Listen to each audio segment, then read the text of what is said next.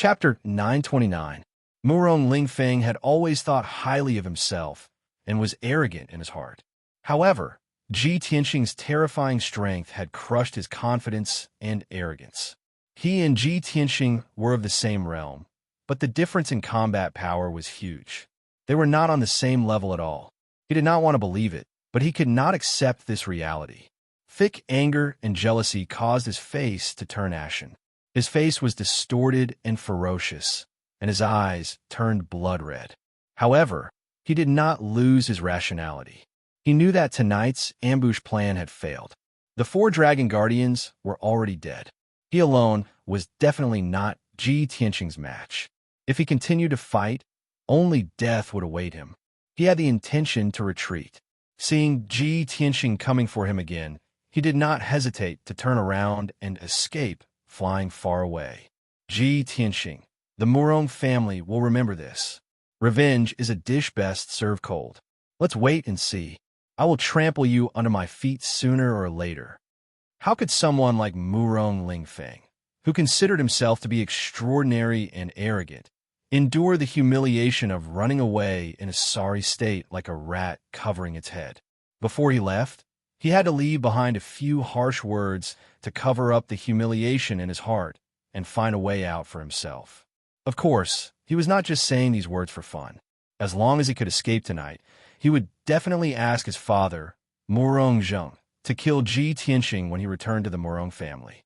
However, he had just turned around and escaped 20 miles away when Ji Tianxing caught up with him like a flash of light. Swoosh! Ji Tianxing stepped on the 3-meter golden sword formed by the sword embryo and blocked Murong Lingfeng's path. He looked at Murong Lingfeng coldly, and his lips curled into a mocking smile. Murong Lingfeng, since you're here, you still want to leave? You're too naive. If you want revenge, why wait 10 years? Now is the best time. Tonight, you and I will settle our grudges here. Murong Lingfeng was forced to stop. He stood still in the night sky and looked at him with a ferocious expression. He was furious and humiliated to the extreme. Ji Tianxing, do you really want to kill them all? As the 7th Emperor's son, the son of the first wife of the Murong family, how could I not have a trump card? If I am determined to die, I will definitely take you down with me. Of course, Murong Lingfeng had a trump card. Not only did he have a powerful ultimate skill, but he also had a mysterious treasure. Although he admitted that he was not a match for Ji Tianxing, he was willing to pay any price to counterattack and drag Ji Tianxing down with him. Ji Tianxing did not take his threat to heart. He sneered contemptuously. Perish together? You're thinking too much. You don't have the strength nor the qualifications. An annoying fly like you. I must slap you to death. I will never let you annoy me like a clown again. Flies? Jumping clown. Murong Lingfeng was so angry that smoke came out of his 7 orifices. He almost vomited blood on the spot. He thought of himself as a top genius and a noble figure of the human race, who was many times nobler than Ji Tianxing. He did not expect that in Ji Tianxing's eyes, he would be so petty and lowly, just like a fly. This was definitely the biggest humiliation in his life. The unparalleled anger and humiliation made him irritable and crazy. He finally recognized the reality and no longer held any hope. He quickly took out a dark red 9-story pagoda. He held the 9-story pagoda in his left hand and the green jade folding fan in his right. He stared at Ji Tianxing with a ferocious expression and grinned. Ji Tianxing, you forced me to do this. You're finished. This is one of the treasures of the Murong family, the mid-grade 9 heavens glazed fire pagoda. Since you want to kill me, we will die together. As he spoke, he frantically channeled his true essence into the 9 heavens glazed fire pagoda. Suddenly, the 1-foot-tall 9 heavens glazed fire pagoda became thousands of times bigger with a whoosh. It became a giant pagoda thousands of feet tall. The 9 heavens glazed fire pagoda stood tall in the sky, as if it was connected to the 9 heavens. It gathered the fire spirit energy from hundreds of miles away and condensed it into endless 9 heavens glazed fire. The giant pagoda soared with dark golden flames, illuminating the night sky for hundreds of miles, turning the area into a world of fire. In the darkness of the night, the nine heavens glazed fire pagoda was like an indomitable beacon that could be seen from thousands of miles away. Murong Lingfeng stood in front of the nine heavens glazed fire pagoda, his whole body emitting a murderous aura. His clothes fluttered as he shouted with a ferocious expression, "Ji Tianxing, what qualifications do you have to look down on me?" "Look down on you?" Ji Tianxing still had a mocking expression on his face. He sneered contemptuously, "No, I want to kill you." As his voice fell, he activated the third eye on his forehead. Thunder. In the golden eye, the azure spirit pupil released destructive thunder and lightning. It condensed into 100 feet long, as thick as a water tank, and fiercely bombarded Murong Lingfeng. But Murong Lingfeng was already prepared. His figure flashed into the indomitable nine heavens glazed fire pagoda. Kaboom! The thunderlight beam fiercely bombarded the nine heavens glazed fire pagoda, exploding with an earth-shaking roar. At that moment, the thunderlight beam collapsed, exploding into a sky full of thunder and lightning arcs, covering dozens of miles of the night sky. The huge pagoda also trembled from the bombardment, splashing golden flames all over the sky, covering hundreds of miles. The mountains and forests in this area were immediately covered by the raging fire, turning into a boundless sea of fire. In just 10 short breaths, hundreds of miles of land were burned into a pitch-black, scorched ruin. Murong Lingfeng hid in the nine heavens glazed fire pagoda and laughed wildly. "Haha, Ji Tianxing, with your insignificant strength, you can't even scratch my itch. I've already told you, you can't kill me at all. Is that so? Then open your dog eyes wide." Ji Tianxing sneered and shouted angrily. He took out his magic treasure, the soul-reaping bell, and poured all his vital essence into it. Suddenly, the palm-sized black bell turned into a huge black ancient bell that was as big as a mountain. It emitted an aura of death that covered the sky and earth. "Kill!" Ji Tianxing shouted and used all his strength to activate the soul-reaping bell, smashing it fiercely at the nine heavens glazed fire pagoda. Bam! In the deafening loud noise, the soul-reaping bell hit the 5th level of the pagoda, right in the middle. The sky-reaching pagoda was on the verge of collapsing, bursting with glazed fire pagoda that covered the sky and the earth. There were also cracking sounds. The 5th level of the pagoda was smashed into a huge pit, and dense cracks appeared all around. Murong Lingfeng's face changed dramatically, revealing a look of horror. "No, how is this possible?" Ji Tianxing ignored him and waved his hands to cast a spell, retrieving the weakened soul-reaping bell. He then used all his strength to activate the seal of mountains and rivers, smashing it fiercely at the 5th level of the nine heavens glazed fire pagoda. Boom! Another earth-shattering noise burst out, and the nine heavens glazed fire pagoda was smashed from the sky, crashing into the scorched earth below with a rumble. The ground was smashed into a deep pit with a radius of dozens of miles, and dust and glazed fire pagoda splashed everywhere.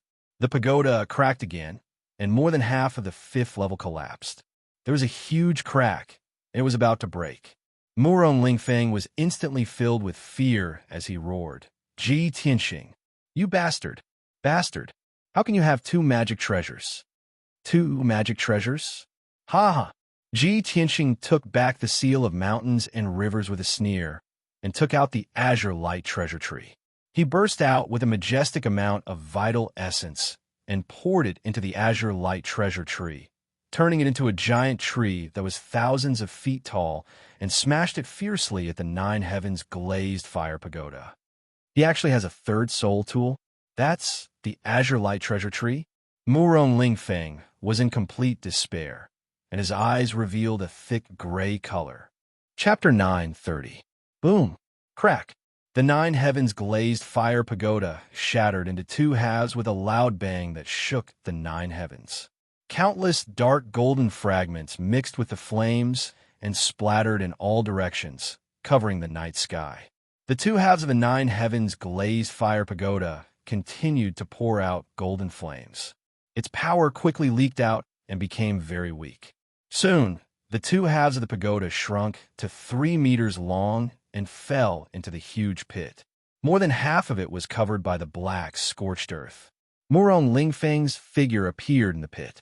His entire body was black, and his clothes were tattered as he fell into the scorched earth. His body twitched uncontrollably as dark red blood flowed out. The nine heavens glazed fire pagoda was destroyed, and he was also heavily injured. His disheveled appearance was extremely wretched. Swoosh! A golden light flashed, and Ji Tianxing flew to the bottom of the pit and arrived in front of him. Murong Lingfeng, do you submit? Ji Tianxing looked at him expressionlessly and asked in a cold tone. Murong Lingfeng raised his head with difficulty. His face was ferocious as he glared at him. His blood-filled eyes surged with resentment and hatred. No, I refuse to submit. My background is 100 times more noble than yours. My talent is more outstanding than yours. My intelligence far surpasses yours. Why can you obtain everyone's support? Which part of me is not better than you?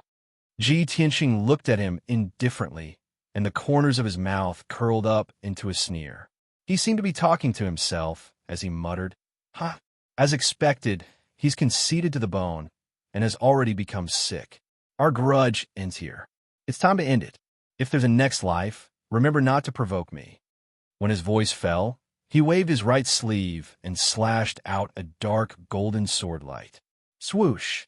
The incomparably sharp sword light instantly pierced through Murong Lingfeng's chest and crushed his heart. Murong Lingfeng's eyes widened on the spot. The life in his eyes quickly dissipated, and blood also flowed out from the corner of his mouth. After that, Ji Tianxing waved his hand and fired out a red flame. It enveloped his corpse and quickly burned it to ashes.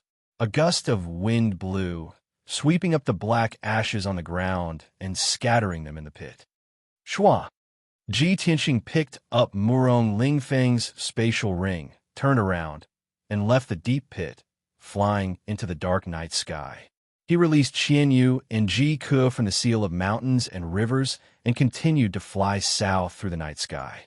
Qianyu and Ji Ke stayed in the Dharma treasure space, their hearts filled with worry. After seeing him, Ji Ke couldn't wait to ask, "Brother Tianxing, how's the situation? Are you hurt?" Qianyu looked around and saw the ruins and the huge crater. He asked curiously, "Old Ji, where are those bastards? Did you kill them all? Did you scare that androgynous gigolo away too?" Ji Tianxing smiled and explained, "I've already killed Murong Lingfeng and the 4 dragon protectors." He briefly explained what had happened. After Qianyu and Ji Ke heard it, they were shocked and couldn't believe it. "Brother Tianxing, Murong Lingfeng is the 7th-ranked imperial prince in the monarch mansion. The 4 dragon protectors are also Heaven Yuan experts who have been famous for more than 100 years. But you killed them all and you're still unharmed? Isn't this too unbelievable? Old Ji, your combat strength has reached such a level? Isn't it comparable to a first-stage soul refinement realm expert?" Ji Tianxing nodded with a smile and didn't say anything else. Ji Ke and Qianyu were excited for a long time before they gradually calmed down. Ji Tianxing sat on Qianyu's back and took out Murong Lingfeng's spatial ring to check the spoils of war.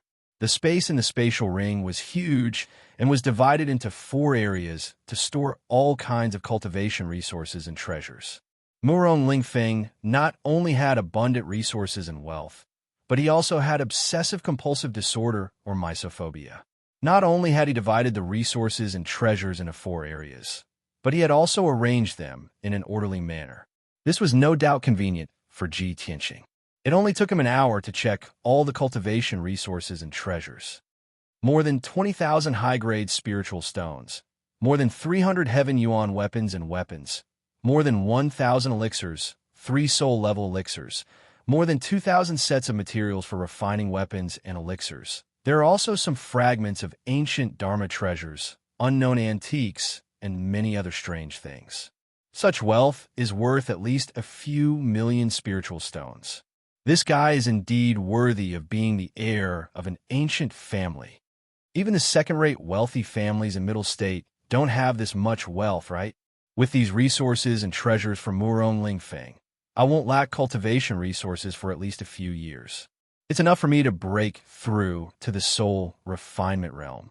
Ji Tianxing was a little surprised. He sighed with emotion. Being born in an ancient family like the Murong family, even a pig can be nurtured into an expert with endless cultivation resources. Of course, this was only limited to those below the Heaven Yuan realm. To break through to the Heaven Yuan realm, not only did one need a huge amount of cultivation resources, but also high talent and aptitude. As for the soul refinement realm, it was not something that could be nurtured with resources, nor was it something that could be achieved with outstanding talent. It also required extraordinary aptitude and comprehension, guidance from a master teacher expert, as well as great fortuitous encounters. After that, Ji Tianxing and Ji Ke hurried on with their journey. There were no more twists and turns along the way. Qian Yu carried them out of Middle State and entered the southern continent. In half a month, they passed through 3 regions and even passed by the Tianqian region. The Tianqian region was guarded by 100,000 elite soldiers. It was safe and sound, and the people lived and worked in peace. Ji Tianxing did not return to the ancient star realm, nor did he go to the royal azure cloud kingdom. On the morning of the 18th day, Qian Yu carried him and Ji Ku to the Shenhui sect in the Yong'an region. The Shenhui sect was located in the middle of the mountains on the majestic Imprint Peak. The Imprint Peak was a huge mountain that was thousands of feet tall. It was also the mountain with the densest spiritual energy within a few hundred miles. More than 100 years ago, the Shenhui sect was at its peak and was the #1 sect in the Yong'an region. It was said that the Imprint Peak was a top-notch land with spiritual veins. There were spiritual flowers and herbs everywhere, and the spiritual energy could almost condense into colorful clouds. At that time, the Shenhui sect had close to 10,000 disciples, hundreds of deacons, and more than a dozen elders. The number of Heaven Yuan realm experts reached 3. Even the current Sky Pillar sect could not be compared to the Shenhui sect of the past. However, these glorious deeds had become history. After a great calamity, the Shenhui sect suffered heavy losses and was almost destroyed. Today, the Shenhui sect still existed in this world, but it had become an unknown second-rate sect. When Ji Tianxing flew above the Imprint Peak, he saw that only half of the 1,000-feet-tall mountain was left. The front of the Imprint Peak still looked decent. The mountain was gentle, and there were ancient gates, houses, palaces, and other buildings.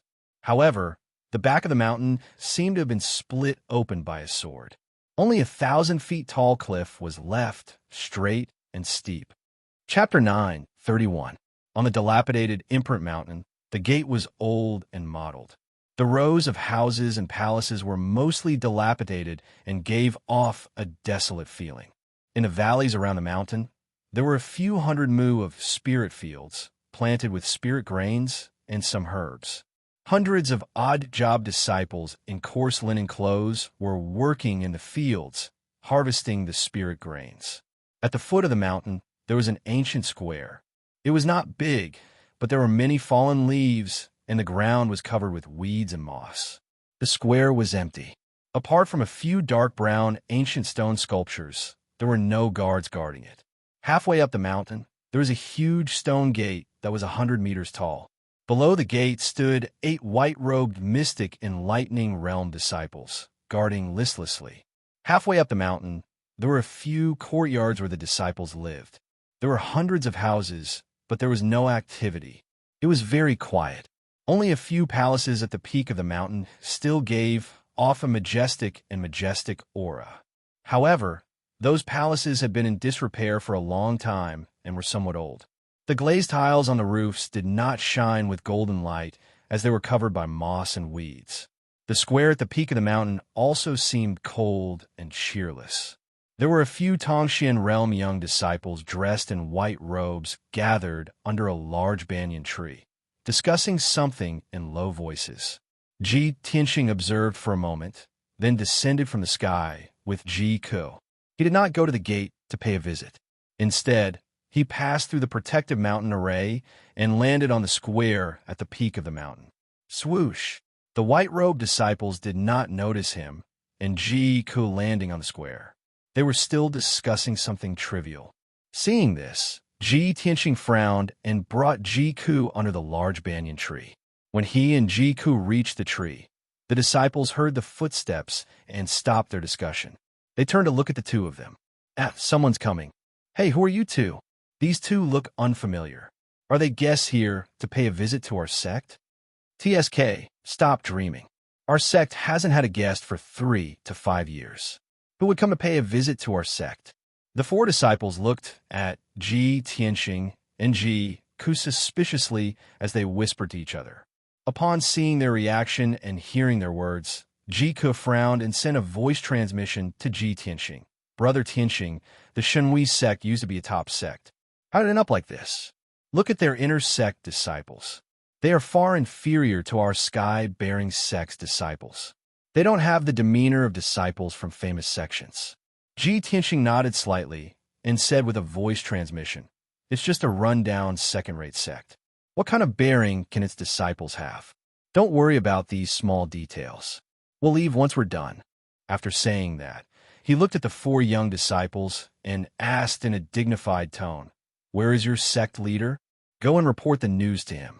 Tell him that the Region Lord of Tianshan is here to see him. With his status, there was no need for him to be courteous with the Shenhui sect.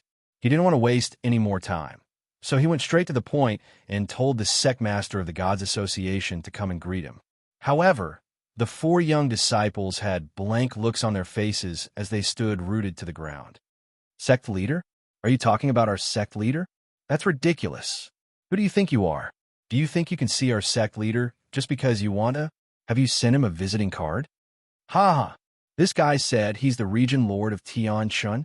That's ridiculous. Does the Tianshan region have a Region Lord?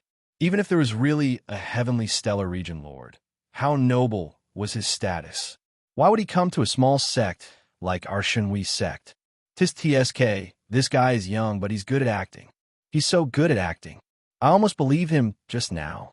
The 4 young disciples looked at Ji Tianqing with smiles on their faces. They pointed and commented, as if they were waiting to see a joke. Ji Tianqing was so angry that he almost laughed. He frowned and said to himself, I overestimated the Shenhui sect. I didn't expect their disciples to be so ignorant. Ji didn't know whether to laugh or cry. He nodded and said, that's right. These frogs at the bottom of the well are so pitiful. When the 4 young disciples heard their conversation, they became even more jubilant.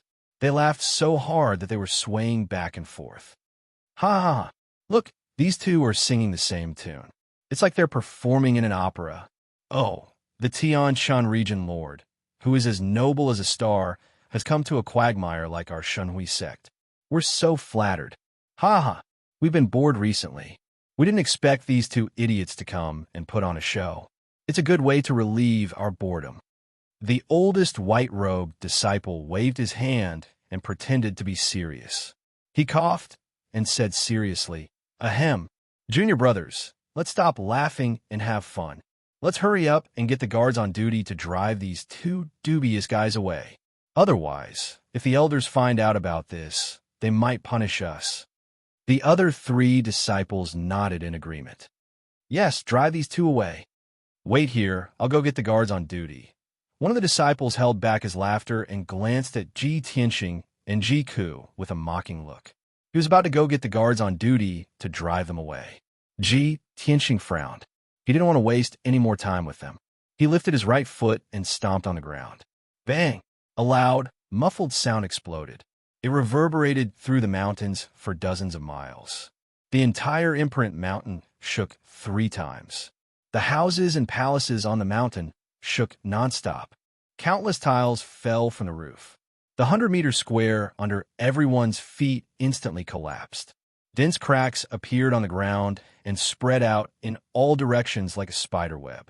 The 4 white-robed disciples were knocked to the ground on the spot. Their bodies went limp and their eyes widened in horror.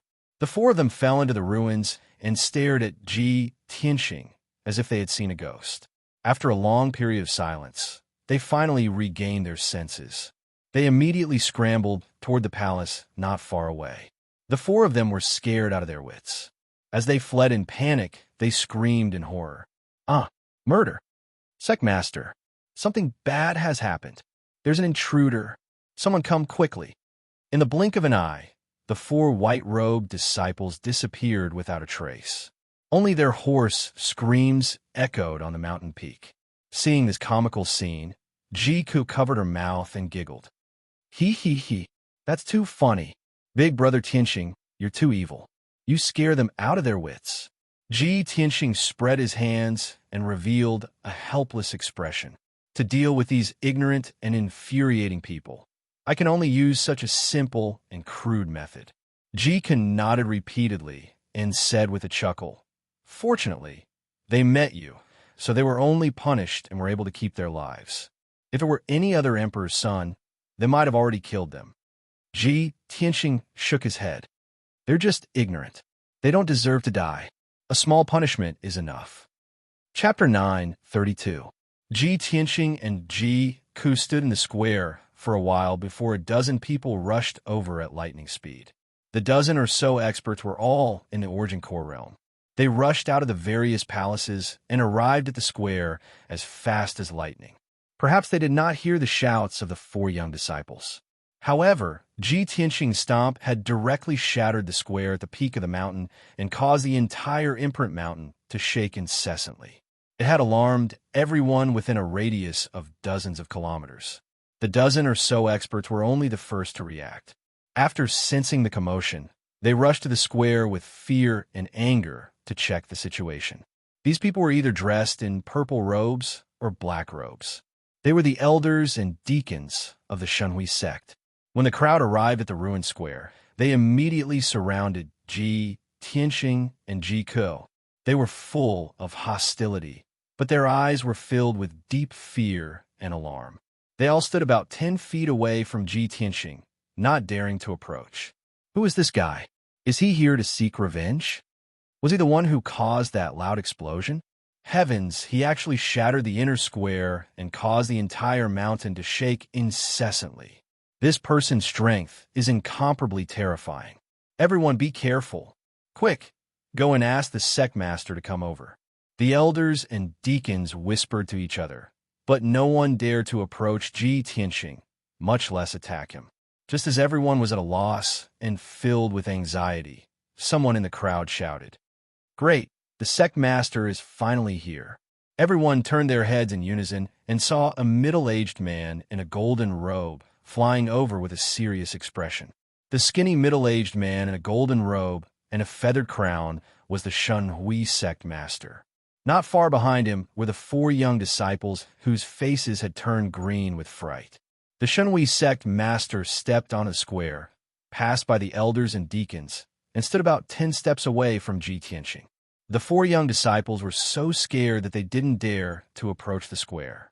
They hid under a big tree at the edge of the square and stuck their heads out to look in this direction.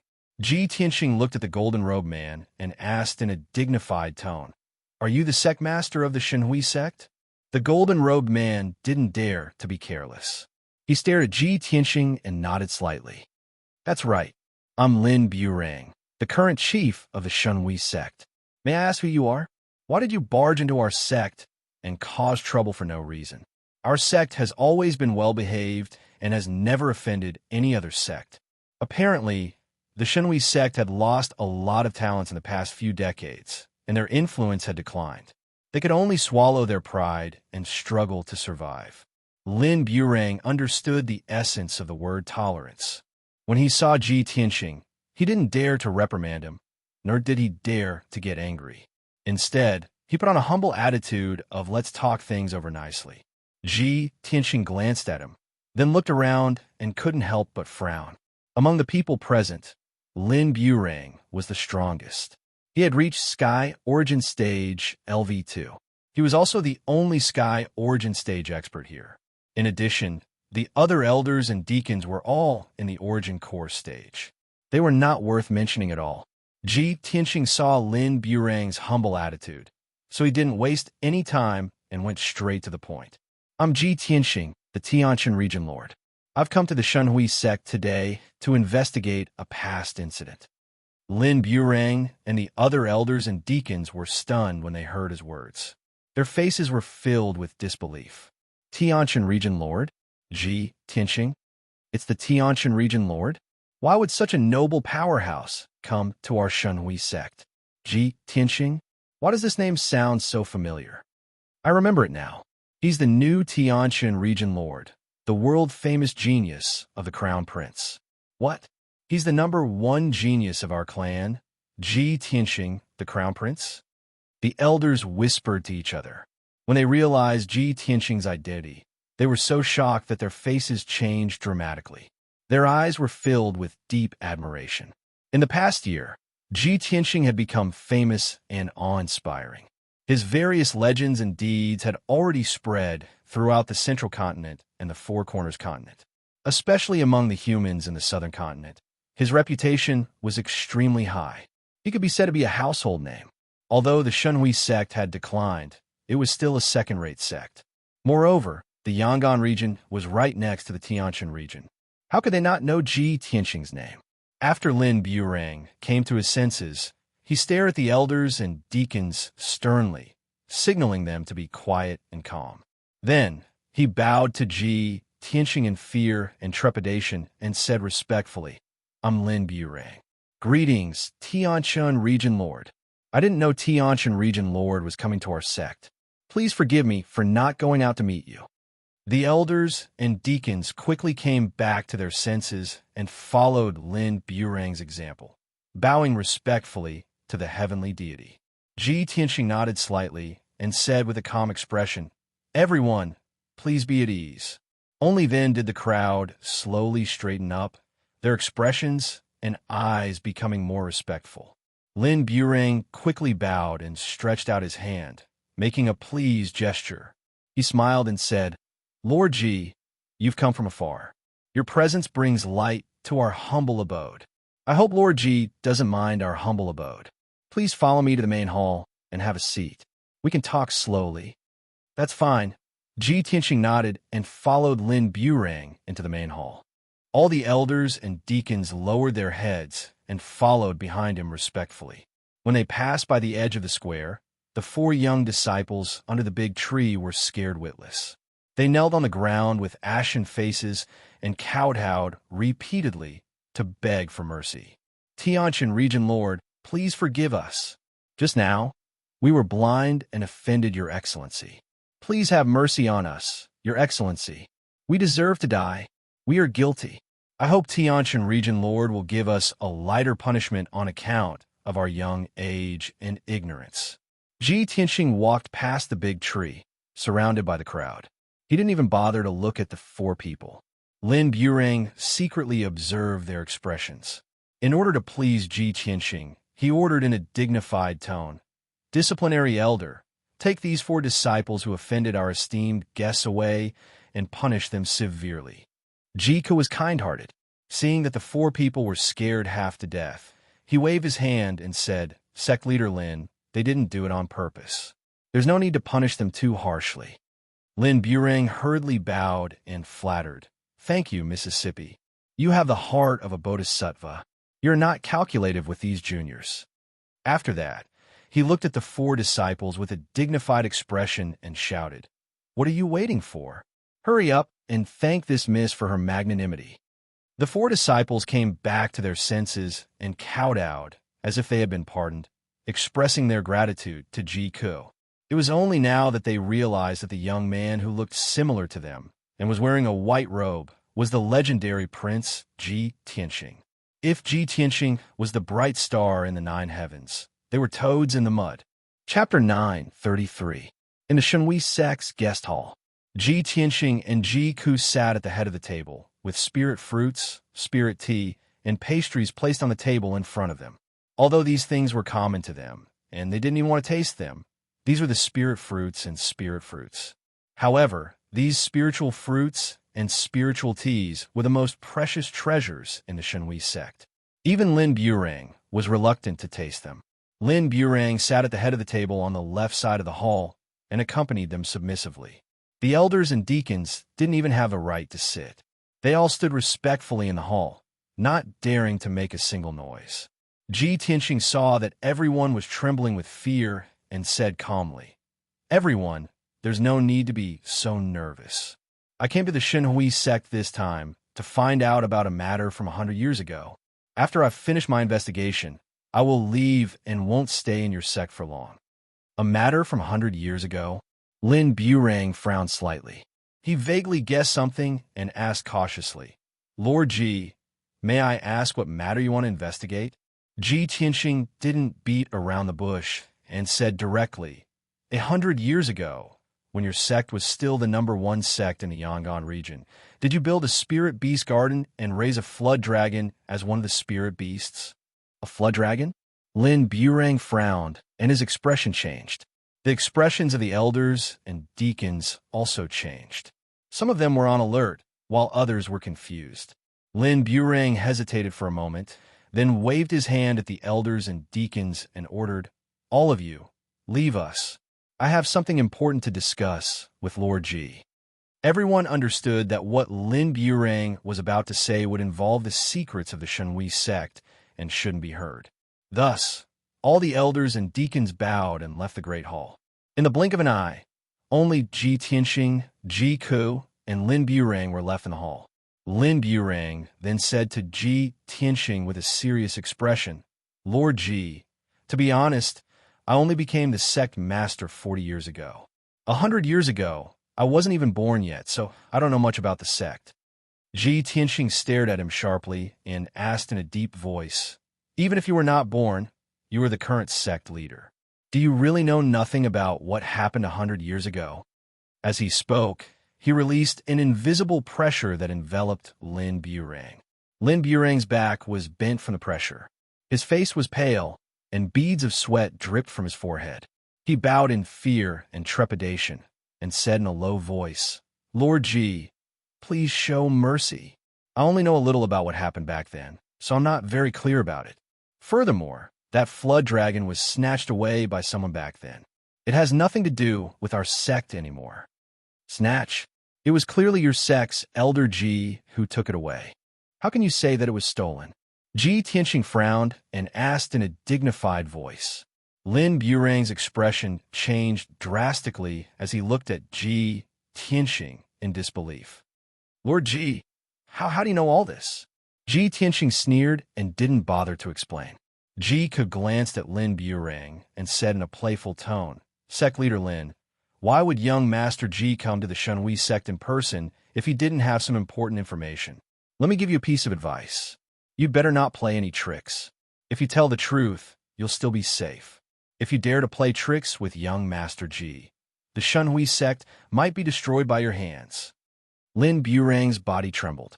His expression turned ugly, and his eyes filled with fear. He didn't doubt that with Ji Tianxing's strength and methods, destroying the tiny Shenhui sect would be as easy as flipping over his hand. After a moment of silence, Lin Burang finally calmed down and confessed honestly, "Lord Ji, you're right. That flood dragon was indeed handed over by the sect leader to an elder surnamed Ji when our sect was facing a great calamity.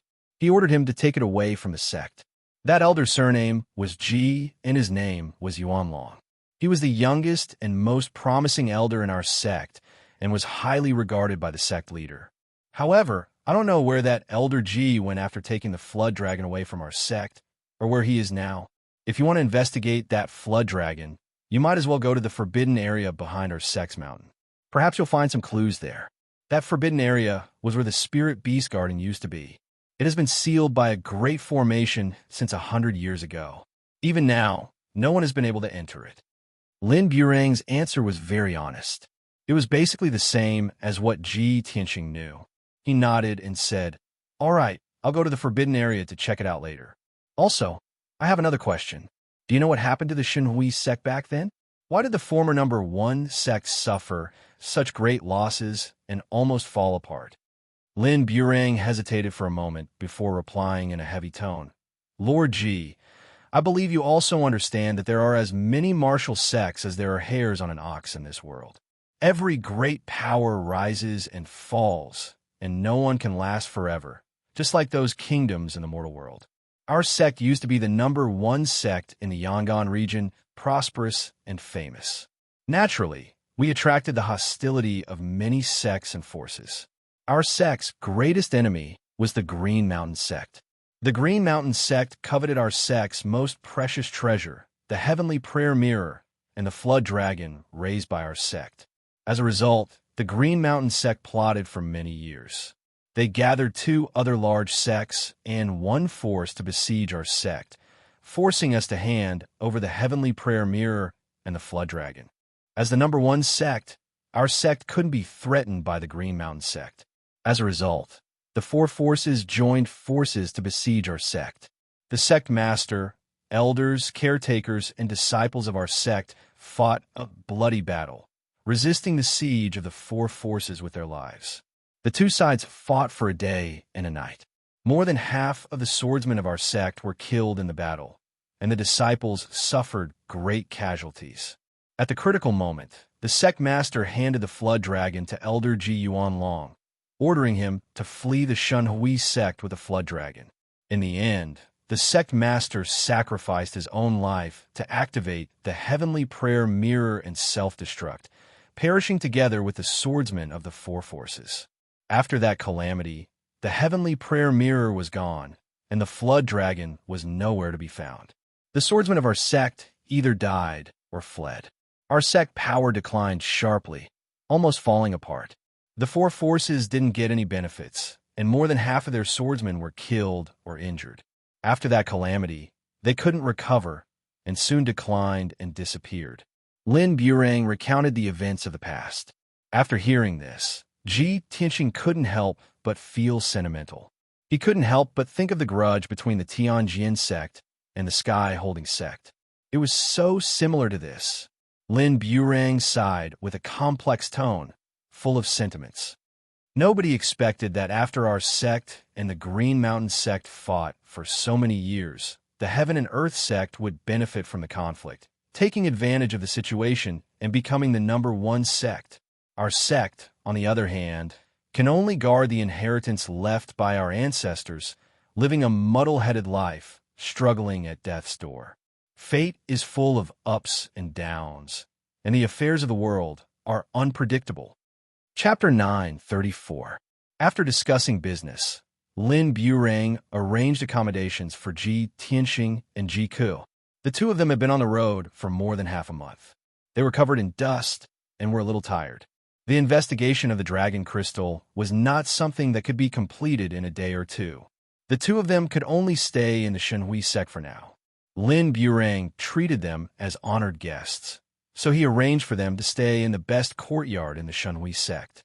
After settling them in, Lin Burang tactfully retreated. Ji Ku rested in the courtyard, while Ji Tianxing went to Lin Burang's study to read all kinds of books. He was not interested in the various cultivation methods and secret manuals in the study. He picked some ancient books from more than 100 years ago to deepen his understanding of the Shunhui sect. Although there were more than 100 ancient books, he could read them very quickly with his spiritual sense. Half a day passed before he knew it. It was already late at night when he finished reading the hundreds of ancient books. The contents recorded in those ancient books gave him a more thorough understanding of the Shunhui sect from more than 100 years ago. He also knew the whole story of that unforeseen event. He left the study with satisfaction and returned to the courtyard to rest. The night sky was filled with stars, and the silver moon was bright. Ji Tianxing meditated in his room for a while. He felt a little melancholy and could not calm down. He got up and walked to the window. Looking at the starry sky outside, he sank into deep thought and memories. Hundreds of millions of stars dotted the night sky. They shone brightly and flickered. Ji Tianxing looked at the stars in the night sky. Sorrow and longing welled up in his heart. He murmured to himself, "Legend has it that everyone is a star in the sky. I wonder which star is me and which star is Yao Yao. Yao Yao, where are you now? How are you doing? Are you like me, looking at the stars in the sky and thinking of me?" The bright moon and the brilliance of the stars evoked the longing in his heart. He felt that the night was getting colder and colder. Even the air he breathed was cold and lonely. At the same time, in the snowy plains in the deepest part of the northern desert, a huge dark red river of blood surrounded a huge ice mountain that was 100 miles wide. At the peak of the ice mountain stood an ice crystal palace that had not melted since ancient times. It was the holy land of the demon race, the heavenly devil palace. In the depths of the heavenly devil palace, there was a spacious and solemn secret room. This secret chamber had not been opened for hundreds of years, but tonight it was opened. The gemstone lamps on the walls lit up with a dark red light, illuminating the entire secret room with a hazy red light. In the middle of the secret room, there was a dark red blood pool with a radius of 10 meters. The pool was filled with an endless amount of dark red blood that was slowly flowing. This blood pool was connected to the sacred river outside, the heavenly devil palace, and would never dry up. In the middle of the blood pool, there was a 3-meter-tall black altar. The altar was made of hundreds of top materials, and its surface was engraved with ancient demon characters and symbols, as well as 19 ferocious demon god patterns. At the top of the altar was a platform more than 3 meters long and 2 meters wide. A beautiful woman wearing a fiery red wedding dress and a phoenix coronet was lying quietly on the platform. She was Yun Yao, who had been captured by the Demon King. She had been unconscious the entire time, lying on the top of the altar with her eyes closed and her face pale. The dark red blood pool slowly flowed, releasing countless strands of dark red blood energy that gathered at the altar. The altar had been opened and was shining with a dark red light, and it was rippling with a violent, invisible energy. Thousands of strands of black demonic chi mixed with countless strands of dark red blood energy were wrapping around the unconscious Yun Yao and invading her body. Under the corrosion of the blood pool and the altar, her true essence was gradually dissipating and her body was slowly changing. 3 tall and burly demons stood at the edge of the blood pool. The one in the middle was 10 meters tall, had 2 heads, white hair, and azure wings, and exuded a domineering aura. He was the ancient Demon King. The male demon to the left of the Demon King was covered in black armor, and only his eyes were exposed. He exuded a cold aura of death. He was the Demon Commander, Dark Knight Demon Commander. On the right of the Demon King was a burly man with 4 wings, 6 arms, and a single eye. He was the Sky Barbarian Demon Commander. The Demon King was holding a mysterious, pitch-black scepter in his hand. It was the Demon God Scepter. There was a strand of black chi at the top of the scepter. It was the Dream Demon. The Demon King and the 2 demon commanders looked at Yun Yao on the top of the altar quietly and watched her being corroded by the blood, energy, and demonic chi. Their eyes were filled with anticipation. The Sky Barbarian Demon Commander stared at Yun Yao for a while and couldn't help but pout. He muttered in confusion, "I've heard that Yun Yao from the Cloud Spirit Palace is a famous genius in the Middle Ground. She's also one of the most beautiful women in the human race. I wonder what kind of taste the insects in the human race have. How can a woman like her be considered a beautiful woman? She's short and skinny, and her skin is frighteningly white. She's not tall and strong at all. Where does her beauty come from? In Ben Shuai's eyes, she's so ugly that it's frightening." The Dream Demon nodded in agreement. "That's right. The lowly human race is so pitiful. They don't know what a real beauty is. Look at the women in the demon race. They're all tall and strong with strong muscles. They're filled with power. Their dark purple skin is covered with hair. That's what a beauty is." The Dark Knight Demon Commander remained cold and silent the entire time. However, from his eyes, it was clear that he agreed with the Dream Demon and the Sky Barbarian Demon Commander.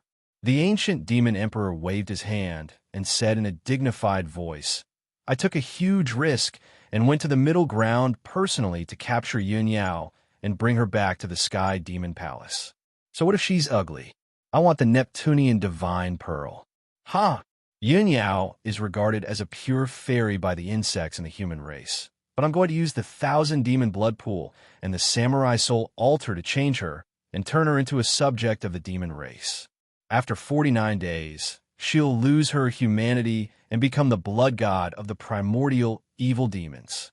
By then, she'll serve me wholeheartedly and use the power of the Neptunian divine pearl to remove the curse and shackles of my people. I'm going to make her the saintess of my people so that she can change the fate of my people, help me revive the demon race, and realize my revenge. The Sky Barbarian Demon Commander nodded and smirked when he heard the ancient Demon Emperor's words. He. His Majesty the Devil Emperor is wise and mighty, unparalleled in this world.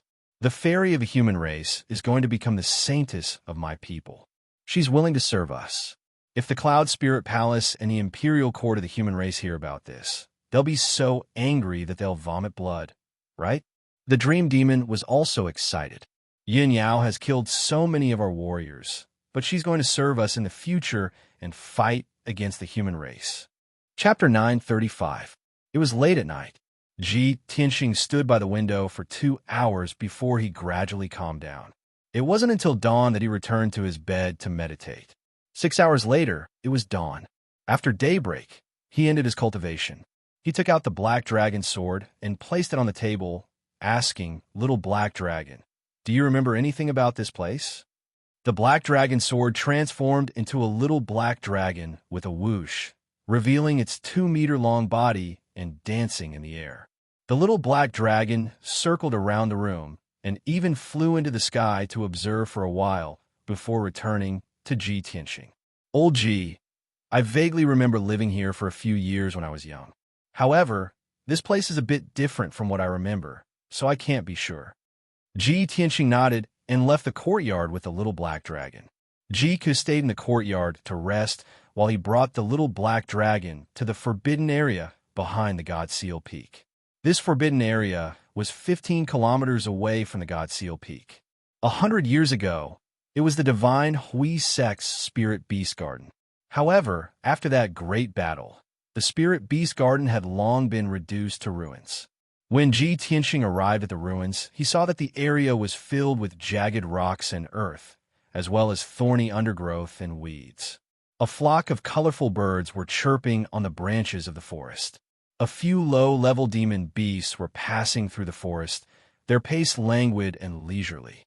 It was obvious that this area was the divine Hui Sek's forbidden area. Sect disciples were forbidden from approaching it. Even sect master Lin Burang and the elders and deacons rarely came here, and no one had ever entered the forbidden area before. Ji Tianxing used his spiritual sense to investigate the area and found some clues. He also guessed the reason. The ruins within 15 kilometers, as well as the underground beneath the ruins, were all sealed by a Grand Heaven Origin Formation.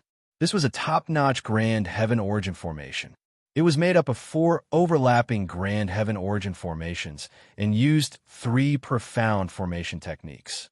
Only a top-notch array Dao Grandmaster would be able to break this sealing array. In the Shunhui sect, only Lin Burang had reached the Sky Origin stage, and he was only at the 2nd level of the Sky Origin stage.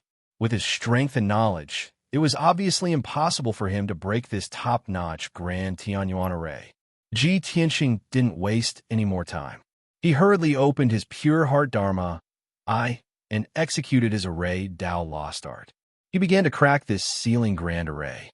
Although the structure of the formation and the method of setting it up were very profound and complicated.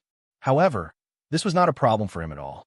When he had not yet reached the Sky Origin stage, he had already broken the seal of the Dragon Mountain Tomb. The grand formation left behind by Emperor Yi was many times more profound than this sealing grand formation. In just an hour's time, Ji Tianxing had successfully cracked the seal formation.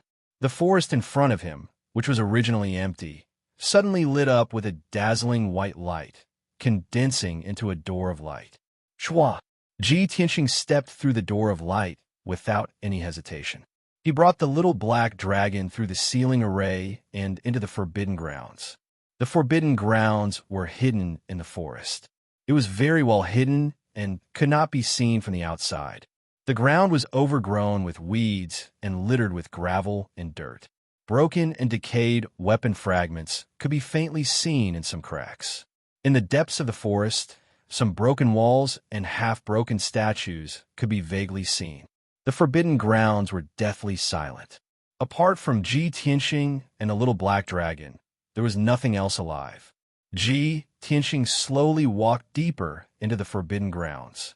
His sharp eyes scanned his surroundings, and he released his spiritual sense to investigate a radius of 1,000 meters. The little black dragon followed closely behind him, its eyes darting about as it curiously observed its surroundings. Little black dragon, this was the spirit beast garden for back then. Do you still remember it? The little black dragon nodded and said in a muffled voice, I vaguely remember a little, but this place has been reduced to ruins. I can't recognize it anymore. Ji Tianxing did not say anything else. He led the little black dragon deeper into the forbidden grounds. As he went deeper into the forbidden grounds, he saw more and more traces and remains. Not only were there many statues and broken walls, there were also the remains of human martial artists, the fragments of various weapons, and the corpses of spirit beasts. From these traces, one could see just how desperate the battle that had taken place here back then had been. 2 hours later, Ji Tianxing had investigated an area with a radius of 30 li. He saw countless traces of battle, but he was unable to find any useful clues. Thus, he went underground and continued to investigate the ruins. The underground was gloomy and devoid of light. Craters and broken tunnels were everywhere, and there were many traces of battle. The corpses of spirit beasts and martial artists were piled up here. Ji Tianxing spent 6 hours investigating the underground and found a few scattered clues. By the time he left the forbidden grounds with the little black dragon and returned to his residence, it was already afternoon. Jiku had already finished his cultivation and was waiting in the reception room for his return. Upon seeing him enter the reception room, Jiku hurriedly came up and asked in concern, Big Brother Tianxing, what's the situation like? Have you found any clues and information? Ji Tianxing nodded calmly and said, I've found some clues. Combined with the information I learned from the books I read yesterday, I have an answer. When the great grandmaster of the Ji family left with the little black dragon, the dragon crystal was still in the little black dragon's body. However, when the great grandmaster of the Ji family fled from the Yangon region and headed to the Tianshan region, he was pursued by a large number of highly achieved swordsmen. The little black dragon has some vague recollections, saying that his dragon crystal was dug out during a battle. At the time, he was severely wounded and passed out. Jiku furrowed his brows and asked in confusion, Are the people who killed the great grandmaster of the Ji family the highly achieved swordsmen of the Green Mountain sect and the other 3 major forces? After some thought, Ji Tianxing analyzed solemnly. According to the information I've learned, I guess it's not the people of the 4 major forces. It should be someone else. If it's the people of the 4 major forces, it'll be troublesome. The 4 major forces have been destroyed and disbanded one after another, so it's impossible to investigate further. If it's not them, who could have done it? Jiku's brows furrowed tightly, feeling even more puzzled. Ji Tianxing's lips curled into a smile as he said calmly, If I'm not wrong, it should be the Qinquan sect who did it. After all, the Heaven and Earth sect is the biggest winner in this battle. It's very likely that they'll sit on the mountain and watch the tigers fight while the 2 sides fight and then launch an attack afterwards. That makes sense. Jiku nodded in agreement and asked, Big Brother Tianxing, what are you going to do then? Are you going to the Heaven and Earth sect to continue the investigation? Ji Tianxing thought for a while and said with a smile, This is only our guess. We don't have any clues or evidence. So how can we continue the investigation? We'll pay a visit to the Heaven and Earth sect and ask the sect master of the Heaven and Earth sect about this matter. I remember that the heavenly concubine in Suan is the principal disciple of the Heaven and Earth sect. Chapter 9:36. Ji Tianxing made up his mind and left the Shenhui sect with Jiku. When the 2 of them left, Lin Bureng and the other elders and deacons all respectfully sent them off. When the 2 of them flew into the sky and disappeared into the distance at lightning speed, Lin Burang and the others heaved a sigh of relief as if a heavy burden had been lifted from their shoulders. It was not only a great honor for them to have someone as honorable as the Tianjin Territorial Lord stay in the Shenhui sect, but it was also a great pressure. In the past 2 days, Lin Burang and the other elders and deacons were on tenterhooks. They were afraid that something would go wrong. Fortunately, Ji Tianxing and Ji Ku had finally left, and the heavy burden in their hearts had finally been lifted. The Qinkuan sect was the most powerful sect in the Yong and region. It was located in the Taiwu mountain range, which had a top-notch spiritual vein. In the past few decades, the Qinkuan sect's power had grown rapidly. It was now at its peak. The entire Taiwu mountain range was the Qinkuan sect's territory. There were dozens of villages and a few cities with at least 2 million citizens. They all worked for the Qinkuan sect. The Qinkuan sect had more than 30,000 disciples and servants. It was said that they had 8,000 outer sect disciples, more than 1,000 inner sect disciples, and more than 100 elders and deacons. Furthermore, the Qinkuan sect had 3 ethereal cultivation stage cultivators guarding it. The Qinkuan sect dominated the Yong and region. They were powerful enough to intimidate dozens of kingdoms and hundreds of forces. After the emperor's concubine selection, the Qinkuan sect's status skyrocketed because of the relationship between the emperor and the imperial court. In the past, no matter how powerful the Qinkuan sect was, they still had to rely on the Yong and region lord. Ever since the first disciple of the Qinkuan sect, and Suin, was chosen as the heavenly concubine, the Qinkuan sect's status skyrocketed. They were now on par with the Yong and region lord. It was said that even the Yong and region lord had to be respectful to the Qinkuan sect. After all, the Qinkuan sect had the emperor and the imperial court as their backing. Who would dare to offend them? The heaven and earth sect's reputation was no longer limited to the Yong and region. It had even spread to the surrounding regions. It had become the most favored and most prosperous sect in the 9 southern regions.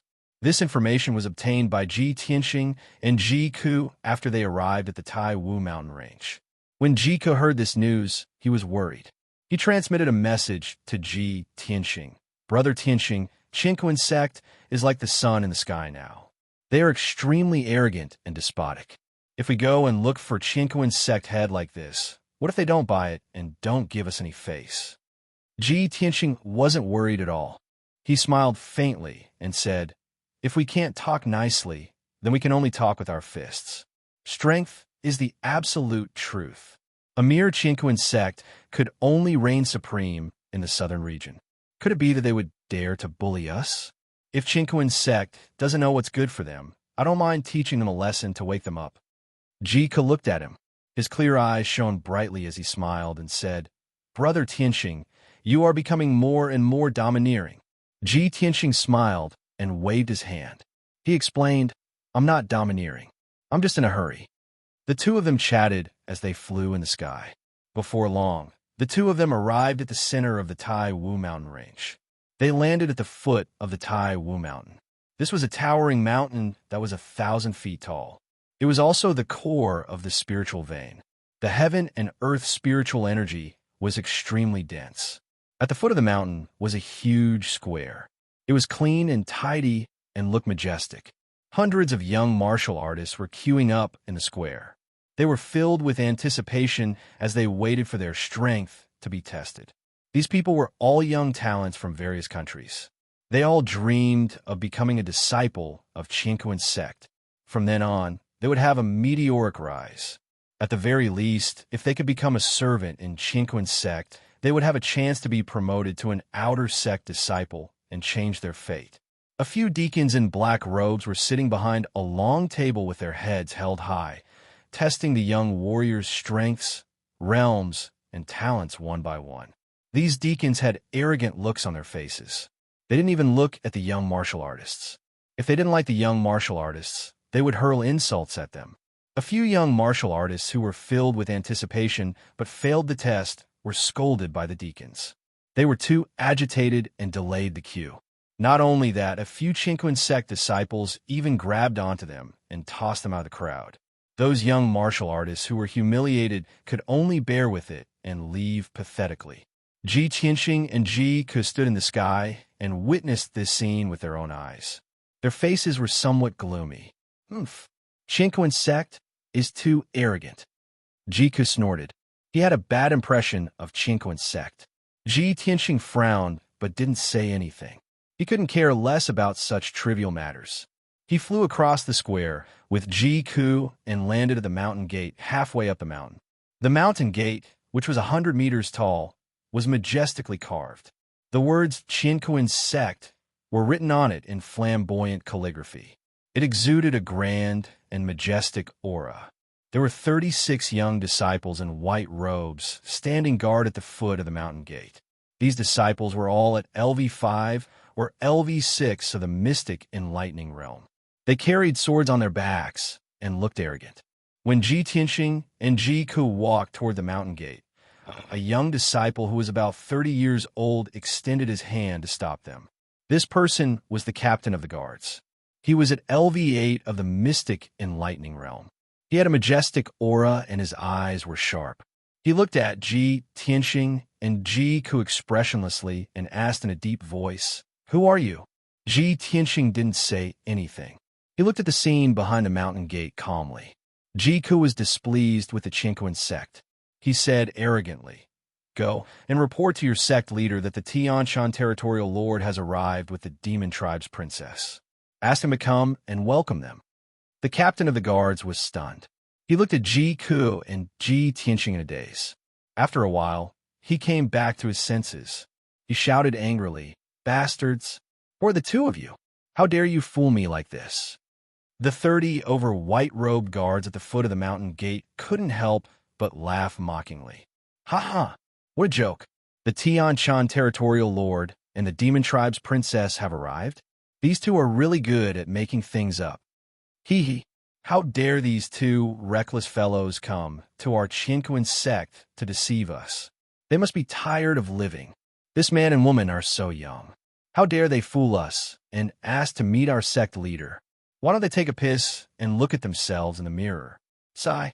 Our sect has been flourishing in recent years. Many commoners dream of joining our sect. They are willing to take the risk and come up with all sorts of schemes." Chapter 9:37. Many of the guards roared with laughter as they looked at Ji Tianxing and Ji Ke with ridicule and contempt. Ji Ke immediately frowned. Her eyes were filled with anger as she was about to scold the crowd. Ji Tianxing gently waved his hand, indicating that she did not need to say anything. He looked coldly at the captain of the guards. His eyes were sharp as he said in a dignified tone, "Let me give you a piece of advice. Immediately report the news to your sect leader. I will only give you this one chance. Don't make a mistake." With that, he ignored the captain of the guards and turned his back to the mountain gate, waiting silently. The captain of the guards was stunned once again. He furrowed his brows and thought about it with complicated feelings. He instinctively did not believe that Ji Tianxing and Ji Ke were the Tianshan region lord and the demon princess. This was simply too absurd. However, he could see that Ji Tianxing and Ji Ke were extraordinary and unfathomable. They were definitely not ordinary people. Therefore, he was very conflicted and could not make a decision. The 30 overguards once again burst into laughter. They were laughing so hard that they were swaying back and forth. "Ha ha! This is too funny. This guy really knows how to act. He actually dares to threaten our captain. He must be tired of living. Is this guy's head stuck in the door? He actually wants to meet our sect leader and still dares to be so arrogant? Senior brothers, don't just stand there. Hurry up and take those two guys down. Give them a good beating and make them scram down the mountain." A few of the guards said as they rushed towards Ji Tianxing and Ji Ke. They revealed mocking sneers and were about to capture them. The captain of the guards hesitated for a moment, but in the end, he did not stop them. He decided to wait and see. He wanted to see Ji Tianxing's strength first before making a decision. In the blink of an eye, 5 white-robed guards surrounded Ji Tianxing. They all used their capturing techniques and reached out to grab Ji Tianxing. Sigh. The king of hell is easy to meet, but the little demons are hard to deal with. Ji Tianxing sighed silently and his face immediately became cold and solemn. In the next moment, his entire body burst forth with a violent and invisible energy, exploding with a loud bang. Boom! With a muffled explosion, the 5 white-robed guards were shaken by the invisible force and spat out blood. They were sent flying like sandbags and fell to the ground. All 5 of them had suffered internal injuries. After they landed on the ground, their vision turned black and they fainted. Seeing this scene, many of the guards were dumbfounded on the spot. Their faces were filled with horror. That guy didn't even move his hand, and he sent them flying? Oh my God, how is this possible? He actually has such terrifying strength. Who is this guy? After the guard captain came back to his senses, he immediately shouted in shock and anger. You dare to behave atrociously in our sect? You are too arrogant. We have to capture you, or else we won't be able to answer to the elders of the sect. Go, take them down. After the guard captain gave the order, he pulled out his sword from behind his back and charged towards Ji Tianxing. The 30 or so white-robed guards also drew their swords and surrounded Ji Tianxing and Ji Ke from all directions, joining forces to attack them. They knew that Ji Tianxing was extremely powerful, and they were no match for him. However, since Ji Tianxing dared to hurt someone in front of the sect, as guards, they had to bear the responsibility. They had to capture Ji Tianxing and not bring shame to the Qingquan sect's reputation. This had nothing to do with one's cultivation level. It was about the sect's reputation. Of course, after the guard captain gave the order to capture Ji Tianxing and Ji Ke, he did not forget to send someone to the peak of the mountain to report the news to the deacon and ask for help. The 30 over-guards joined forces to display their sword skills. Sword radiance covered the sky as they charged towards Ji Tianxing and Ji Ke. Ji Tianxing casually raised his right hand and waved his sleeves. More than 30 dazzling sword radiance shot out like golden fireworks. Bang, bang, bang, bang. After a series of dull thuds, the golden sword radiance broke through the joint attack of the guards. The 30 over-guards were sent flying as they fell to the ground with blood spurting out of their mouths. Thud, thud, thud. The guards fell to the ground in a mess. After they fell to the ground, they could not get up. They clutched their chests and cried out in pain. Ji Tianxing could not be bothered to look at them. He led Ji Ke through the crowd and walked into the sect. His expression was calm as usual as he walked steadily towards the peak of the mountain.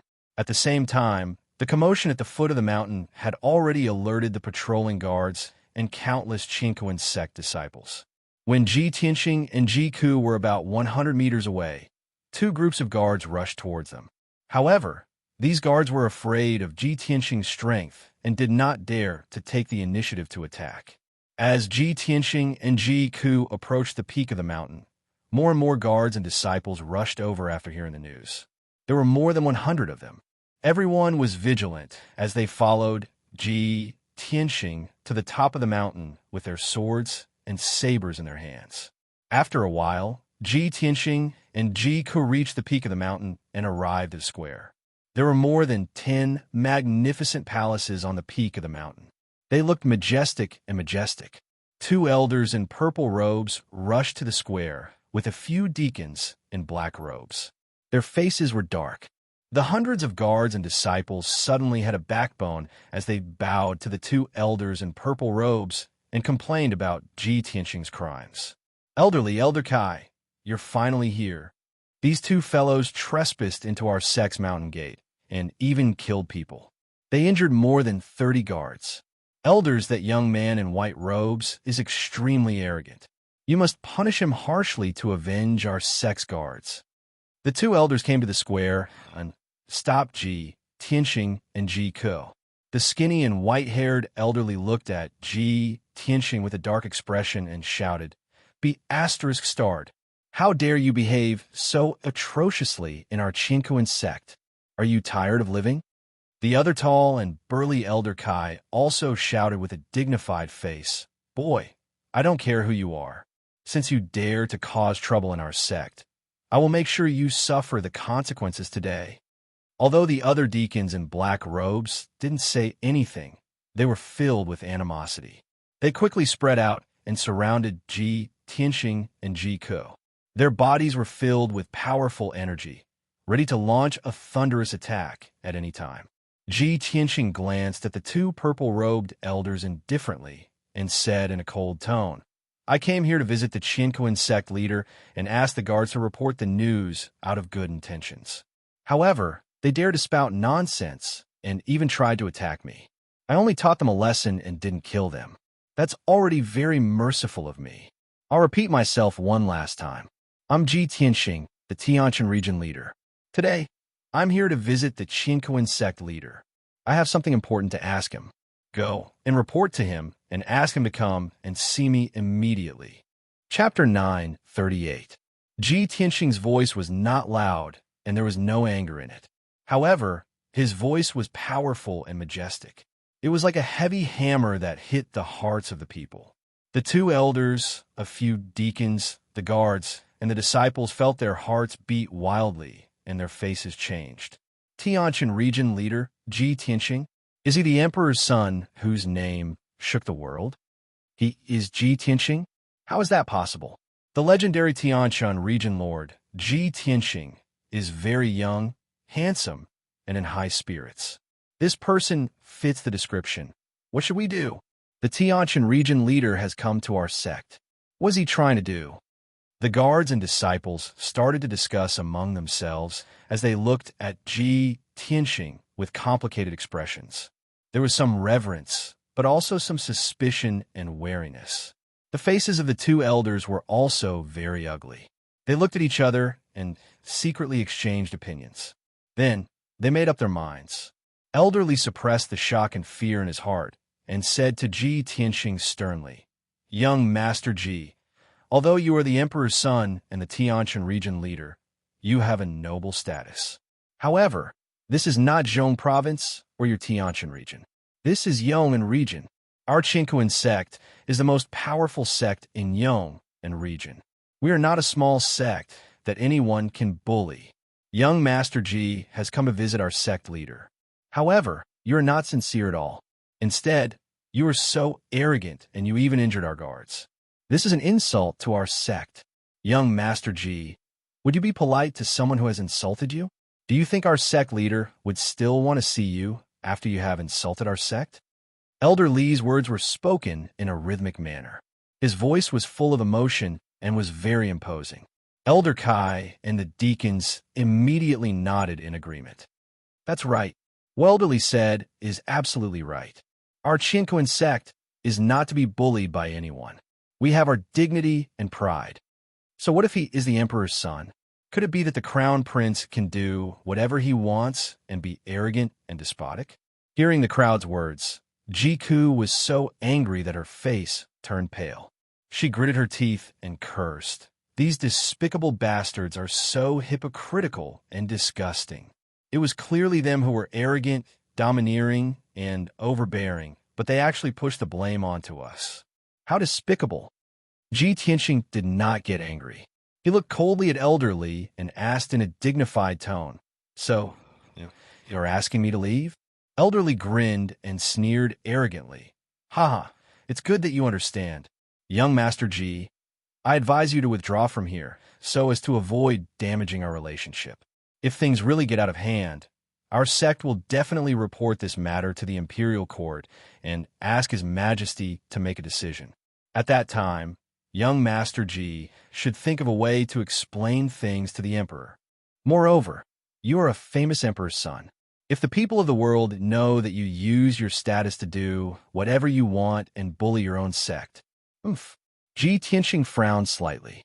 His tone grew colder as he asked, "Are you threatening me?" Elder Li's lips curled into a cold smile. He looked at Tianxing mockingly and did not answer. Tianxing asked again, "Let me ask you one last question. What did you say just now? Was it your idea or your sect leaders? Is there a difference?" Elder Li raised his eyebrows and asked in an arrogant tone, "Don't tell me you think that just because of your status and reputation, the sect leader will let bygones be bygones and allow you to do whatever you want, and even receive you warmly." Elder Kai, the deacons, disciples, and guards immediately burst out laughing at such a merciless, sarcastic remark. Jiku was so angry that she gritted her teeth, and her eyes were burning with anger. Anyone who dared to bully Ji Tianxing would be her greatest enemy. She glared at Elderly coldly and shouted angrily, "A mere Qinquan sect dares to be so arrogant. One eye-opener. And you old bastard, you look so smug and arrogant. You're really disgusting." Elderly's expression immediately changed, and a cold light flashed in his eyes. "Who the hell are you? You lowly servant girl? How dare you insult me? Do you think that just because you are Ji Tianxing's servant, you can insult others? You." Jiku was suddenly enraged, her entire body surging with anger and majestic true qi. Before she could fly into a rage, Ji Tianxing, who was beside her, brazenly attacked. Swoosh! In a flash, he turned into a golden shadow and appeared in front of Elderly. He raised his hand and slapped Elderly. Everyone's vision blurred. They couldn't see Ji Tianxing's movement clearly. They didn't even know what had happened. With a paw sound, Elderly flew out diagonally. He rolled and fell 10 meters away. With a putong sound, he smashed onto the ground. Half of his face was swollen like a pig's head. A few white teeth fell out of his mouth and blood bubbled out. Seeing this, everyone was stunned. They widened their eyes and stared at Ji Tianxing in disbelief. The square was dead silent. Elderly sat on the ground in fear. He covered his swollen face with both hands and stared at Ji Tianxing. You bastard, how dare you attack me?" Other than fear, his heart was filled with humiliation and anger. His entire body was shaking. Ji Tianxing actually sent him flying with a single slap in front of all the elders, deacons, and disciples. This was definitely an unforgettable humiliation in his life. Unparalleled anger and humiliation filled him with murderous intent. His eyes became dark red and bloodshot. He couldn't wait to kill Ji Tianxing. Ji Tianxing looked at him expressionlessly and said in a cold tone, "How dare you insult the princess of the Demon Imperial Court? You deserve to die. You should feel lucky that Prince Kunwu is not here. Otherwise, your head would have fallen to the ground." How could Elderly, who was extremely angry, listen to these words? He jumped up from the ground and let out an angry roar. He pounced on Ji Tianxing crazily. "Everyone go and take him down." Ji Tianxing frowned and shouted in a low voice, "You're courting death." As he spoke, he lifted his right leg and viciously kicked Elderly in the chest. Bang! Crack! With a muffled sound accompanied by the sound of bones breaking, Elderly was sent flying again. He was kicked 100 feet away and smashed heavily on the ground. His chest caved in deeply and became a mess of flesh and blood. His white bones were exposed. More than 10 of his sternum were broken. Due to his serious injuries, he blacked out on the spot and fainted. Elder Kai and a few deacons, as well as many guards and disciples, were about to attack Ji Tianxing. Seeing this, everyone was so frightened that their faces turned pale. They all stopped charging and froze on the spot. Ji Tianxing's cold gaze swept across the crowd. He brought Jiku to the main hall of the Heaven and Earth sect. Chapter 9:39. Ji Tianxing was exuding a domineering aura and killing intent. He led Jiku into the main hall of the Qinquan sect, and no one dared to stop him. Elder Kai and the deacons were glaring at him with hatred. They followed him into the main hall, but no one dared to attack him. However, there were a few quick-witted disciples who hurriedly left the square to report the news to the other elders. After a while, Ji Tianxing and Jiku walked through the square and arrived at the entrance of the Qinquan Palace. The Qinquan Palace was the main hall of the Qinquan sect. It was the place where the sect leader and the elders discussed matters. When Ji Tianxing and Jiku arrived at the entrance of the main hall, there were 9 elders in purple robes and 30 deacons in black robes. Among the elders and deacons, there were 2 elders who were at ethereal cultivation while the rest were at origin core cultivation. "How dare you kill in our Qinquan sect? You are dead meat. Ji Tianxing, you are too arrogant. Stop him. No matter what, we have to protect the dignity of our sect. Our sect leader is in seclusion. Everyone, stop him. We cannot let him escape. It doesn't matter if he is the Tianxin region leader. We have the support of the heavenly concubine and the emperor. Let's report this to the imperial court and let the emperor punish him." The elders shouted and jumped out to surround Ji Tianxing and Ji Ke. Of the two elders in the lead, one was a white-haired old man, the other was a burly middle-aged man like an iron tower. The two of them were the Grand Elder and Second Elder of the Qianquan sect. They were at Sky Origin Stage 3 and 2 respectively. The two of them stood at the entrance of the main hall and stared at Ji Tianxing coldly. They shouted, "Ji Tianxing, you asked for it. Don't blame me for being merciless. You've humiliated our sect like this. Our sect is irreconcilable with you. We will not let this go." As they spoke, the two of them took the initiative to attack. They attacked Ji Tianxing from the left and right. The other 7 elders also launched their attacks one after another, besieging Ji Tianxing and Ji Ke. Suddenly, a dazzling true origin light shone in front of the main hall. A violent shockwave exploded. Ji Ke had long been filled with anger. She was about to strike back and ruthlessly teach these elders who couldn't distinguish right from wrong. However, Ji Tianxing was faster than her. He waved his hands and golden sword rays filled the sky. Swoosh, swoosh, swoosh. Hundreds of golden sword lights erupted with unstoppable and violent power, instantly exploding in all directions. At this moment, a dazzling 9-leaf golden lotus emerged from the golden sword radiance. It looked dazzling and mystical. Bam, bam, bam. A series of explosions Ji Tian main hall. The 9 elders were sent flying. They spat out mouthfuls of blood as they landed 100 feet away. Each of them suffered at least 3 slashes. There were 3 huge wounds on their bodies. Dark red blood gushed out and splattered on the ground. Their purple robes were drenched in blood. Their clothes were tattered as they lay on the ground in a wretched state. They kept twitching and screaming, unable to get to their feet for the time being. The black-robed elders who were closer to them suffered as well. They were sent flying by the dark golden sword rays. Their bodies were covered in blood as they screamed in agony. In just a blink of an eye, the main hall's entrance was empty. With Ji Tianxing and Ji Ke as the center, nobody dared to come within 100 feet of them. Ji Tianmain had severely injured 9 elders with a single move. Among them were 2 Tianyuan realm experts. This scene instantly stunned everyone present. Everyone's eyes widened, revealing an incomparably horrified expression. At this moment, Ji Tianxing was the incarnation of the devil in their eyes. He was invincible. A moment later, everyone came back to their senses and immediately exploded. They all let out screams of fear and despair and fled in all directions in panic. Murder! Help! Ji Tianxing is on a killing spree. Quick, get the sect leader out of there. We're done for. The 9 elders have all been severely injured. Ji Tianxing is going to wash our sect with blood. There were more than 100 people in front of the main hall. However, all of them ran away in just a blink of an eye. The remaining 9 elders and a dozen elders were severely injured. They lay on the ground, covered in blood. There was no way they could escape. Ji Tianxing did not want to waste any time.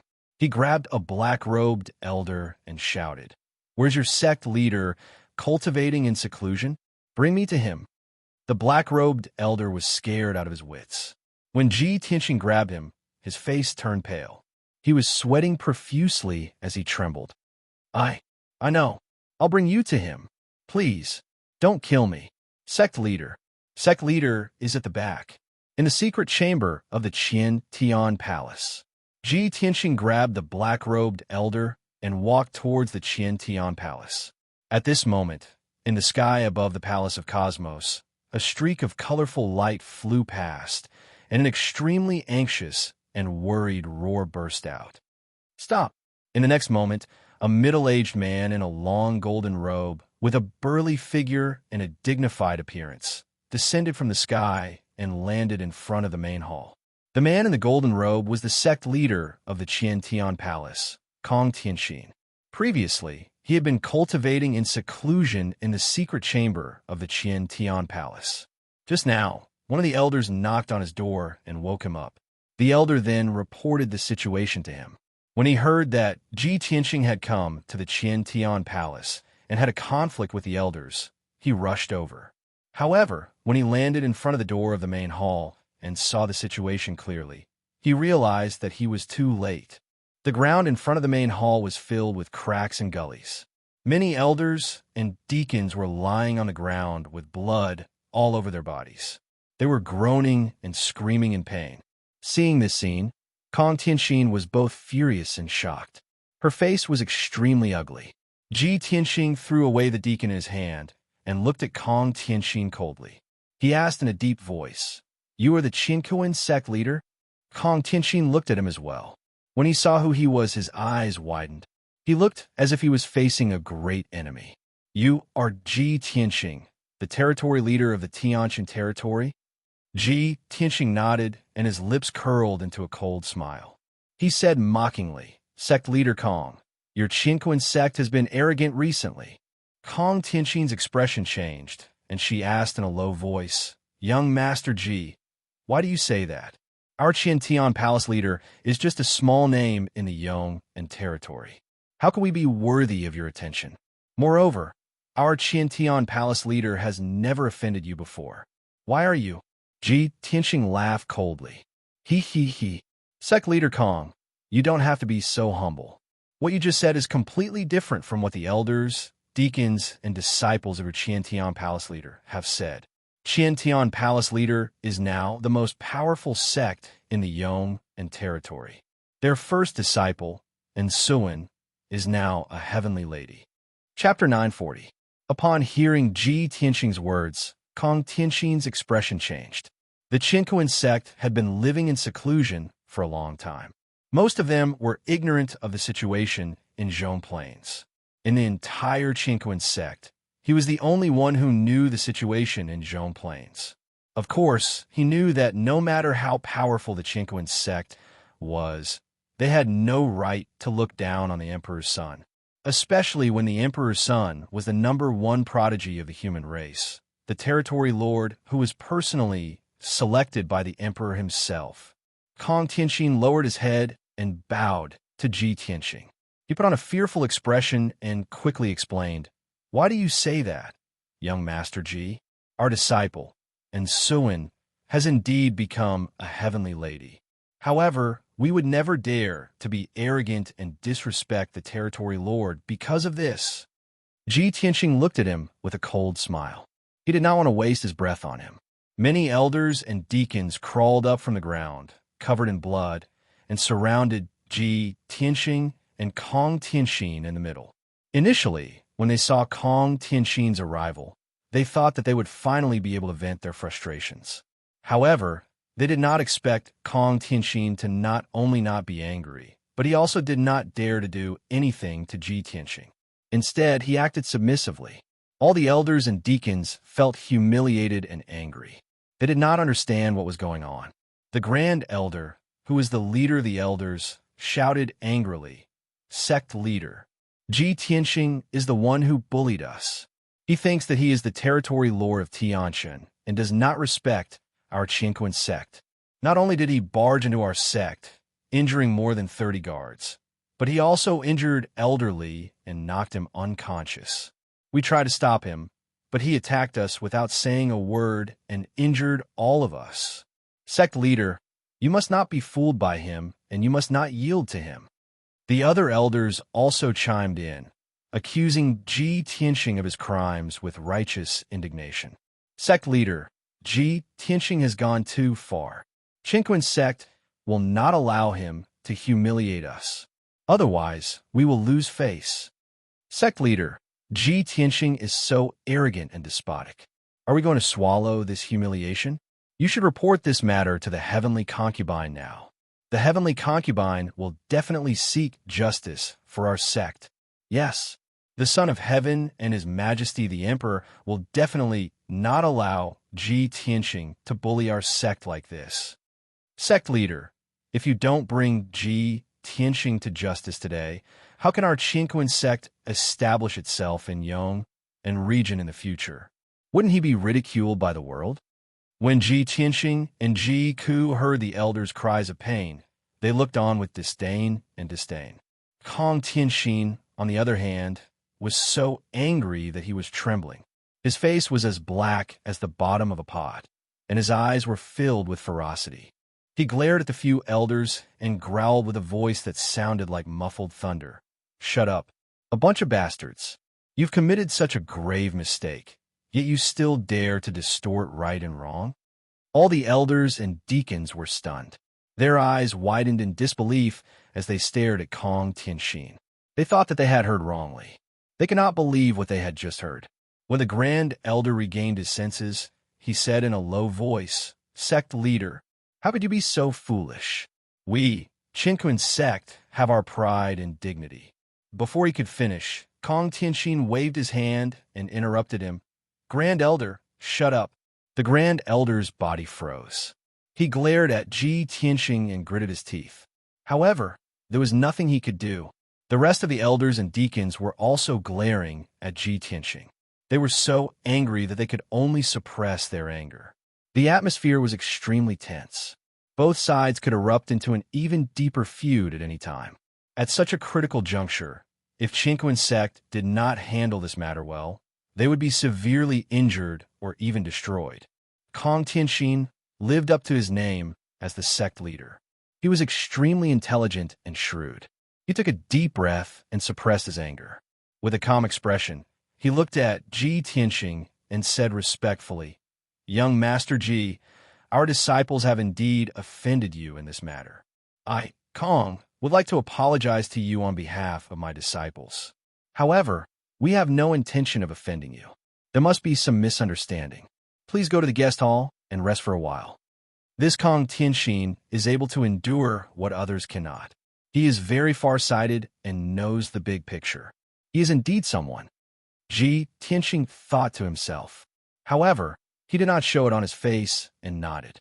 After that, Kong Tianxing sent 2 guards to bring Ji Tianxing and Ji Ku to the guest hall. After the 2 of them left, Kong Tianxing turned to the elders and deacons and said, "All of you, follow me to the secret chamber and explain everything." After that, he led the elders and deacons into the secret chamber on the left side of the meeting hall.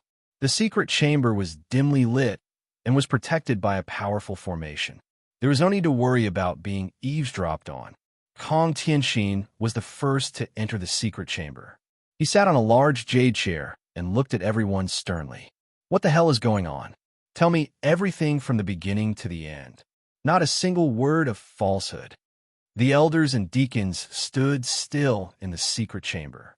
They looked at each other, but no one dared to say anything. After all, most of them only rushed to help after hearing the news. They did not know the cause and details of the incident. Just as the Grand Elder was about to speak, Kong Tianxing glared at him and said, "Grand Elder, you better shut up. You were the last to arrive. There is no way you know the cause of the incident." Kong Tianxing's words made the Grand Elder choke on his words. He was so angry that his face turned red. After a while, a deacon in a black robe stepped forward. He was covered in blood and had a bloody nose and a swollen face. He said timidly, "Faction leader, I was guarding the mountain gate today. I was inside the mountain gate when the incident happened. I saw it with my own eyes. Then you tell me." Kong Tianxing looked at him sternly and said in a deep voice, "If you dare to lie to me, I will chop off your head." The deacon in a black robe was shocked. He quickly nodded and said, "Yes, I will tell you the truth. 15 minutes ago, Ji Tianxing and the young lady arrived at the mountain gate. They were stopped by the leader of the guards. The young lady asked the leader of the guards to inform you that the territory leader and the princess of the demonic tribe had come to visit. They have something to discuss with you." The guards laughed and did not believe what they said. They mocked them and even wanted to capture Ji Tianxing and the young lady. They wanted to give them 50 lashes each and throw them down the mountain. Kong Tianxing frowned when he heard this. He thought to himself, "I knew it." The Grand Elder also realized that something was wrong. However, he did not want to admit defeat. He muttered, "You can't blame the guards. They're just doing their job. They are lowly people, and they have never seen Ji Tianxing. How could they believe what they said? If you want to blame someone, you can only blame Ji Tianxing. Since he didn't hand over the invitation and didn't take out the token of a domain lord, who would believe that he's the domain lord? Kong Tianxing was so angry that he started to laugh. He pointed at the Grand Elder and scolded, "Bastard, is your brain kicked by a donkey?" Ji Tianxing is the territory leader, the #1 genius of the human race. He is the emperor's son of the demonic tribe. Why would he need to show you the token of the territory leader? Who do you think you are? You're just a bunch of guards. To him, you're just ants. Why would he show you the token of the territory leader? Would you show the token to the ants on ground? Even if he showed you the territory leader's golden seal, would you be able to recognize it? Have you ever seen the territory leader's golden seal? Can you tell if it is real or fake? The great elder was rendered speechless on the spot. His old face flushed red and turned purple. He was so ashamed that he wished he could find a hole in the ground to hide in. The other elders and deacons had the same thought. Chapter 941. The secret room was completely silent. Everyone lowered their heads in shame, feeling very nervous. Kong Tianxing looked at the black deacon and said in a deep voice, "Continue." The deacon in black continued. After Ji Tianxing and the girl injured the guards of the mountain gate, they rushed through the mountain gate and rushed to the mountain peak. My subordinates, deacons, and guards heard the news and rushed to the scene. However, none of them dared to stop them. After that, Elder Li and Elder Kai arrived and stopped Ji Tianxing. Elder Li argued with Ji Tianxing and humiliated Ji Tianxing. After that, he was severely injured by Ji Tianxing and fainted. Kong Tianxing's frown deepened as he ordered, "Repeat what Elder Li and Ji Tianxing said to me." The deacon did not dare to hide anything. He quickly told Kong Tianxing everything that Elder Li and Ji Tianxing said. Kong Tianxing was so angry that she slammed her palm on the jade chair. "Pung! Bastard! What a bastard! Elder Li is such an idiot. He almost caused our sect to be destroyed. He doesn't even know what the name Ji Tianxing means. How dare he put on airs in front of Ji Tianxing? He even insulted him and the girl beside him." Luckily, Elder Li was severely injured by Ji Tianxing and fainted. That allowed Ji Tianxing to vent his anger. Otherwise, I would have punished him as well. Kong Tianxing exuded a chilling aura, and her anger filled the entire secret chamber. Everyone lowered their heads in fear, and no one dared to even breathe loudly. Although the first elder was not happy about it, he did not dare to say anything.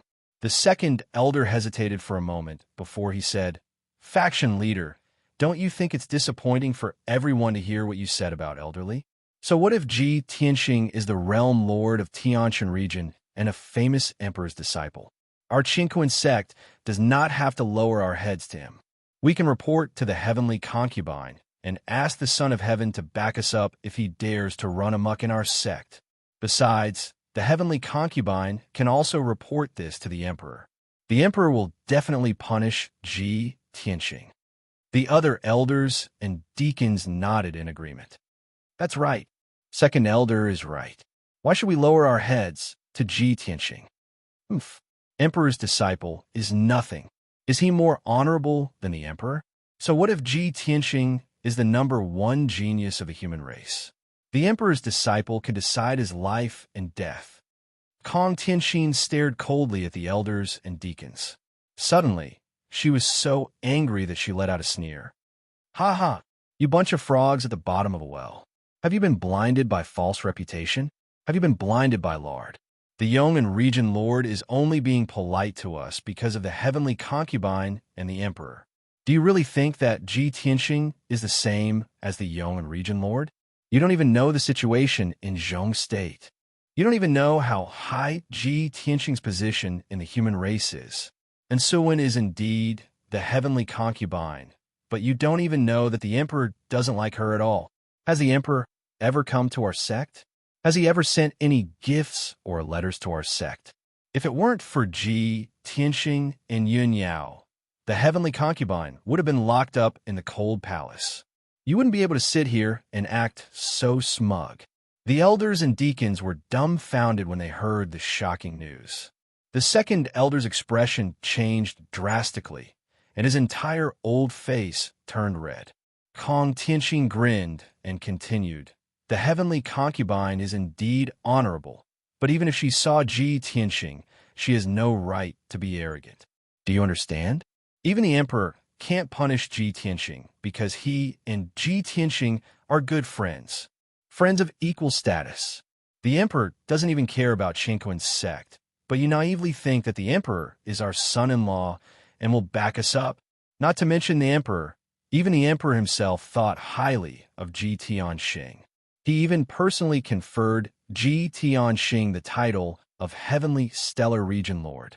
No matter what Ji Tianxing did in Zhong State, even if he destroyed the Duanmu family, one of the three ancient families, the emperor did not punish him. Even the Duanmu family was destroyed by Ji Tianxing. What is Qingquan's sect to him? Why do you have to be so arrogant in front of him?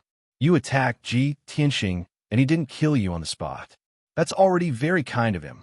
Otherwise, do you think you're still alive and complaining to me? Kong Tianxing was agitated. She slammed her palms on the jade chair as she spoke, as if she had expected better from Wu Qi. All the elders and deacons were so scared that their faces turned pale. Sweating profusely, they buried their heads in their chests. They did not dare to imagine that Ji Tianxing's status was so high. Ji Tianxing's strength and methods were so powerful that it was terrifying. When they thought about how the Duanmu family was destroyed by Ji Tianxing, they felt a chill run down their spines. They rejoiced in their hearts that they were still alive after provoking Ji Tianxing. Kong Tianxing was so angry that his chest heaved up and down. It took him a long time to calm down. He looked at the crowd sternly and scolded angrily. You bunch of pig brains. You only know how to be arrogant and think that you're the best in the world. You don't respect anyone. How many times have I told you to restrain yourselves? What happened in the end? Now, you finally met someone that you can't afford to offend. You were beaten up so badly, and now you have to apologize to him with a smile on your face. It's all because of you. If I didn't arrive in time, you would have created a huge mess for me. All the elders and deacons lowered their heads and clenched their fists. They did not even dare to breathe loudly. Now that things had come to this, they no longer dared to complain. They were all regretting their actions. After a long time, Kong Tianxing suppressed his anger and said in a cold and serious tone, "What's done is done. This is a painful lesson that I hope you will remember. In the future, all of you better restrain yourselves. Don't let this arrogant and despotic atmosphere continue to spread. I will also do my best to rectify this unhealthy trend. If we don't stop this evil trend in time, sooner or later, our faction will be destroyed." All the elders were remorseful. They quickly saluted Kong Tianxing and said, "Yes, sir." When Kong Tianxing saw that everyone had lowered their heads and admitted their mistakes, his anger dissipated. He said in a dignified tone, "Now, all of you follow me to the guest hall. I will bring all of you to see Ji Tianxing. You must show your sincerity and apologize to him in person. I will do my best to deal with this matter properly. Even if I have to sacrifice a lot, I will appease Ji Tianxing's anger. We cannot afford to offend him. Otherwise, the consequences will be unimaginable." Chapter 942. Inside the main hall of Qingquan's sect, Ji Tianxing and Ji Ku were sitting on the left side of the main hall. They were resting with their eyes closed. On the table beside the two of them, there was a fragrant spiritual tea and exquisite and delicious pastries. However, he did not eat the pastries or drink the tea. Instead, he looked at them coldly and waited for the results. Not long after, a series of heavy footsteps could be heard coming from the entrance of the hall. Ji Tianxing and Ji Ku opened their eyes and looked towards the entrance of the grand hall. They saw Kong Tianxing leading 9 elders and more than 20 deacons into the grand hall with their heads lowered. The elders and deacons looked like frosted eggplants. They did not dare to look at Ji Tianxing and Ji Ku's faces. Kong Tianxing stood in front of Ji Tianxing. He held up the teacup with both hands and handed it to Ji Tianxing respectfully. "Young Master Ji, today's matter is indeed a misunderstanding. We can only blame our sect's guards, deacons, and elders for being ignorant frogs at the bottom of a well. They had eyes but failed to see. They did not recognize that you were here in person and offended you. Just now, I have already severely reprimanded them and made them realize their mistakes. I, Kong, represent Chinquin's sect and sincerely apologize to you. I hope that you will not hold a grudge against us and forgive us for offending you. With that said, Kong Tianxin handed the tea to Ji Tianxing with both hands. She lowered her head respectfully, as if she was apologizing for her mistake. Ji Tianxing did not take the tea. He looked at Kong Tianxin expressionlessly and said, "Faction leader Kong, you are a person who knows when to stop. You have a bright future ahead of you. However, this is just your attitude. You are representing all the elders and deacons of Chinquin's sect. They might not be convinced. All the elders of your sect are so arrogant that they can even ask you to leave on your behalf." Kong Tianxin was smart enough to understand what Ji Tianxing was trying to say before he could finish his sentence. Kong Tianxin turned around and looked at the elders and deacons behind him. He shouted, "You bunch of bastards! What are you waiting for? Why aren't you kneeling and admitting your guilt? Kneel down and confess." All the elders and deacons were stunned for a moment. Their faces became very ugly, and their hearts were filled with hesitation. However, Kong Tianxin's face darkened, and a domineering aura burst out from his body as he shouted, "Kneel!" All the elders and deacons suddenly trembled, intimidated by his majesty. They all knelt on the ground and kowtowed to Ji Tianxing, begging for forgiveness. "We were blind and offended, young Master Ji. Please forgive us, young Master Ji. We failed to recognize a prodigy and offended young Master Ji. We hereby kowtow and apologize to young Master Ji. We hope that young Master Ji will forgive us. We are bastards. We are frogs in a well. We shouldn't have offended young Master Ji. Please forgive us." 9 elders and over 20 deacons knelt on the ground, kowtowing in fear and trepidation while begging for forgiveness. The hall was instantly filled with clamor. A group of people covered in blood, with bruises all over their faces, kneeling on the ground and kowtowing was a comical sight. Seeing this scene, Ji Tianxing reached out and took a sip of the spirit tea that Kong Tianxin was holding. "All right, let them all leave. I have something important to tell you." Hearing this, Kong Tianxin let out a sigh of relief. He quickly bowed and said, "Thank you for your magnanimity, young Master Ji. I can't thank you enough." After that, he waved his hand at the elders and deacons, indicating that they should leave. As if they had been pardoned, they quickly stood up and left the hall. After a while, only Ji Tianxing, Ji Ku, and Kong Tianxin were left in the hall. At this time, Kong Tianxin asked tentatively, "Young Master Ji, how may I help you?" Ji Tianxing didn't beat around the bush and said directly, "Sect Master Kong, what I want to tell you is related to the Shenhui sect. More than 100 years ago, the Green Mountain sect raised a flood dragon and had the heavenly prayer mirror. As a result, they were attacked by the Green Mountain sect and the other 3 major forces. The Shenhui sect was besieged by the 4 major forces. After a fierce battle, the heavenly prayer mirror was detonated. The 5 major sects were severely damaged, and their strength was greatly damaged. The flood dragon was taken away by Elder Ji of the Shenhui sect, but the dragon crystal was taken away by another group of experts. After many investigations, I finally found out that the dragon crystal is in the hands of the Heaven and Earth sect. At this point, Ji Tianxing looked at Kong Tianxin with a deep and sharp gaze. He didn't say anything else. In fact, he only guessed that the dragon crystal was in the hands of the Heaven and Earth sect. He didn't have any clues or evidence. He said this on purpose to test Kong Tianxin. Kong Tianxin was taken aback.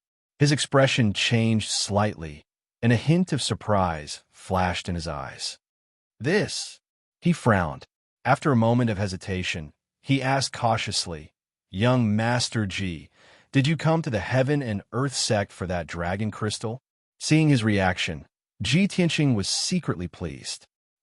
It seems that I guessed right. The dragon crystal is in the hands of the Heaven and Earth sect." Kong Tianxin heard that I had investigated it thoroughly. Seeing my confident tone, he didn't dare to hide the truth. His expression didn't change. He nodded calmly and said, That's right. I came for the dragon crystal. Kong Tianxin furrowed his brows, showing a hesitant expression. Young Master Ji, to tell you the truth, the dragon crystal did fall into the hands of our sect after a few rounds. However, the last sect master of our sect was a grandmaster in crafting magic tools. He used the dragon crystal as the core to craft a top-notch magic tool of the heavenly origin state. Ji Tianxing also furrowed his brows. Is the dragon crystal in good condition? It hasn't been melted down, right? Kong Tianxin shook his head. No, but the dragon crystal is the core of the magic tool. Ji Tianxing said expressionlessly, as long as the dragon crystal is in good condition, it's fine. Go and get the magic tool. Kong Tianxin put on a troubled expression. Young Master Ji, that magic tool is the Ice Dragon Compass. It is very important to our sect. It is used to gather spiritual veins. If we lose this magic tool, or the dragon crystal, our spiritual veins will be affected. Ji Tianxing didn't waste any more time. He took out 2 magic tools from his infinite space ring and slammed them on the table. I only want the dragon crystal. I'll give you these 2 magic tools as compensation. Is that enough? The 2 magic tools he took out were a top-notch heavenly origin sword and a heavenly gold compass. He had more than 100 magic tools in his infinite space ring. These were all low-grade items that he had no use for. However, to the Heaven and Earth sect, a magic tool was a priceless treasure. It was extremely rare. Kong Tianxin was stunned on the spot. Her eyes were fixed on the 2 instruments, and her heart was filled with shock. Chapter 943. Kong Tianxin was smart. He would not offend Ji Tianxing or harm Qingquan's sect. He knew that Ji Tianxing was determined to get the dragon crystal. Even if he did not hand over the dragon crystal, Ji Tianxing would snatch it from him. By then, Qingquan's sect would have no choice but to swallow their grievances. If that was the case, they might as well hand over the dragon crystal and get some compensation. Losing a dragon crystal in exchange for 2 dermic instruments was definitely a good deal.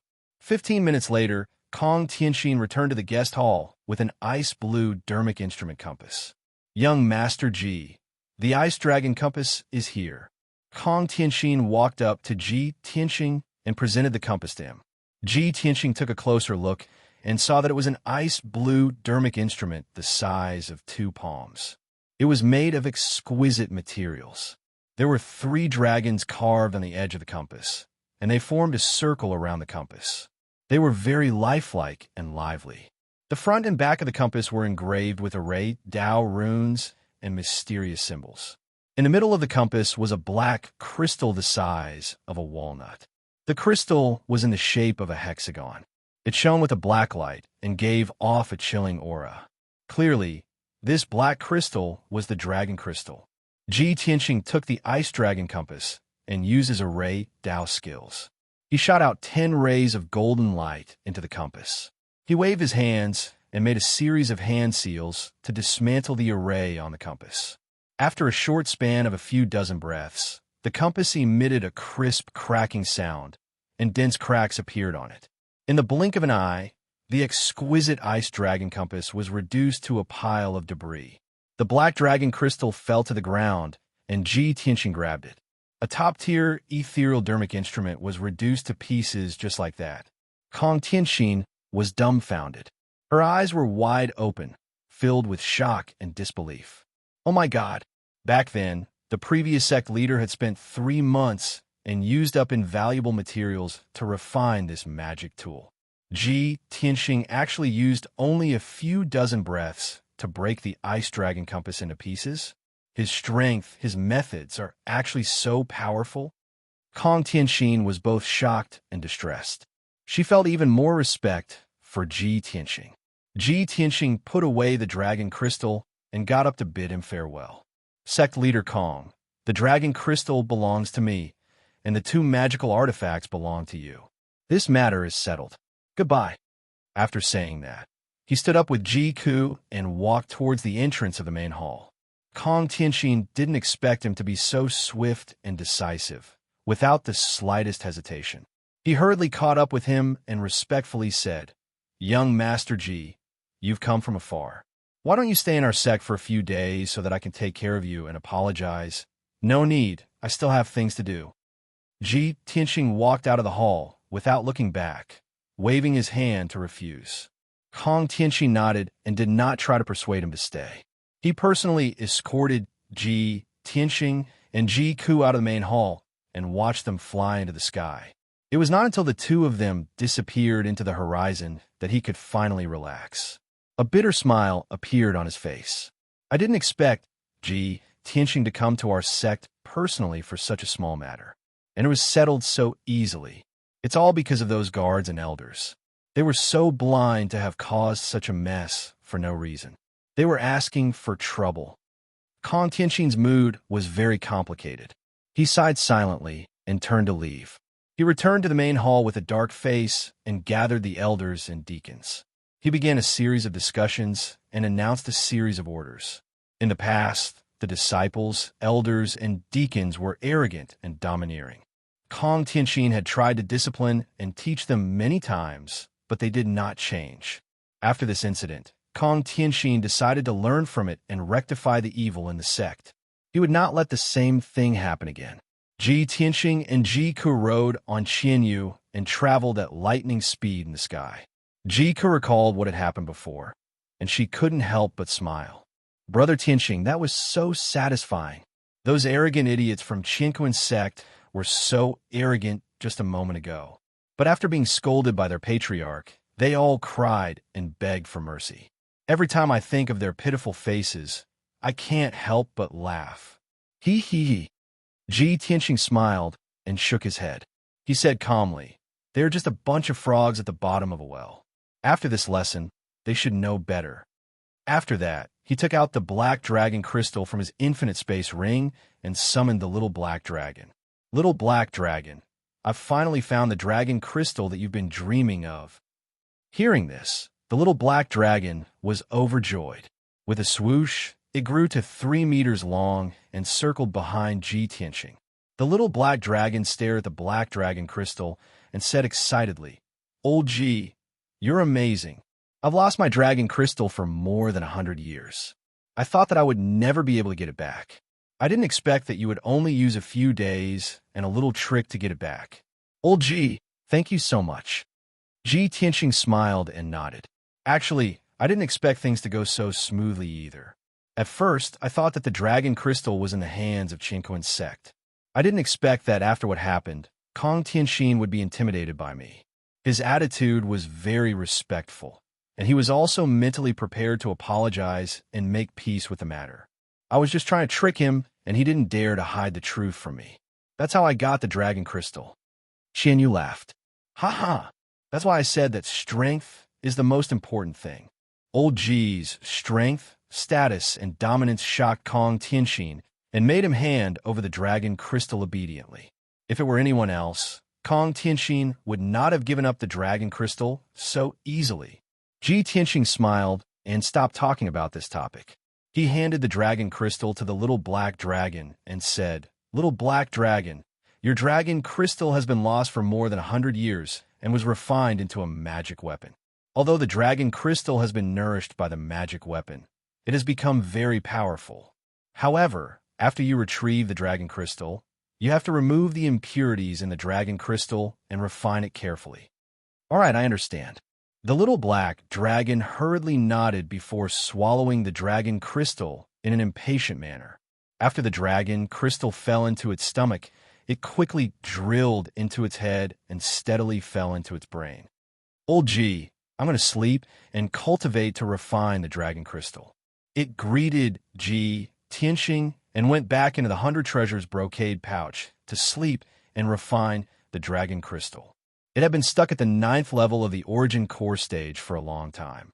Now that it had found the dragon crystal, it had obtained a powerful boost and its body was complete.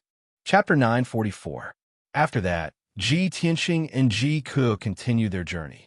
As time passed, Qianyu carried them across mountains and rivers. They passed through half of the southern continent and approached the great swamp of the southern wilderness. During their journey, Ji Tianxing and Ji Ku had nothing to do. They could only meditate and cultivate. Fortunately, The southern continent had always been peaceful. They did not encounter any danger during their journey. They were safe and sound. Unknowingly, 2 months had passed. In these 2 months, Ji Tianxing had been sharpening his heart and fusing with the sword embryo. Heaven did not disappoint those who worked hard. On the evening of the 61st day, he finally fused the sword embryo with his heart and successfully cultivated the heart of the sword. At the same time, his strength had reached the 9th level of the heavenly origin stage. The path of the heart of the sword was completed. His heart and the sword embryo had fused together and turned into a golden sword that floated above his heart. From now on, the heart of the sword was the source of his strength and also his life. Even if his physical body was destroyed, as long as his heart of the sword was not broken and his soul was not extinguished, he would not die. Moreover, his physical body had become stronger. His strength, speed, and defensive ability had more than doubled. The moment the divine skill was completed, Ji Tianxing's body surged with golden light and emitted an invisible sword intent that seemed to be able to pierce the sky. This is great. Since I obtained Kenshin's tomb and started cultivating the path of the heart of the sword, 2 years have passed. I have finally cultivated the path of the heart of the sword. Next, I have to continue sharpening my heart of the sword and accumulate strength to break through to the soul tempering stage. Only when I reach the soul tempering stage can I be considered an extraordinary expert. Only then can I roam the Tianxian continent and have the hope of saving Yao Yao. Ji Tianxing opened his eyes and murmured in his heart. His eyes were filled with anticipation. Ji Ku, who was sitting not far behind him, was also awakened by the sword intent that was emitting from his body. She stared at Ji Tianxing curiously for a while, then asked tentatively, "Big brother Tianxing, did you just break through?" Ji Tianxing looked at her and nodded with a smile. "That's right. I have been stuck at the 8th level of Sky Origin Stage for 4 months.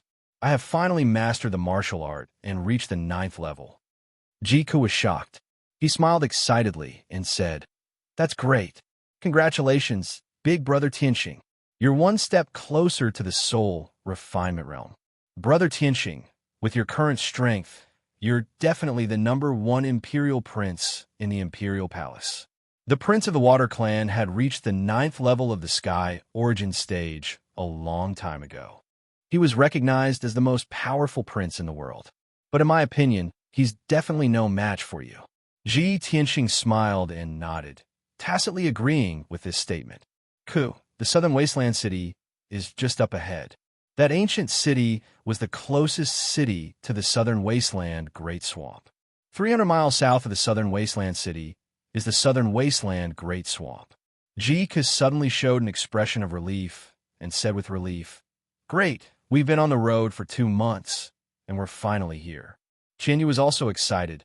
Haha, we're finally there. I haven't rested for 2 months. I'm so tired. However, traveling for 2 months has actually stimulated my potential and endurance. I'm one step closer to the Sky Origin Stage. Old G, I feel like I'll be able to break through to the Sky Origin Stage in a few days. For the past 2 months, Qianyu had been flying without rest or sleep.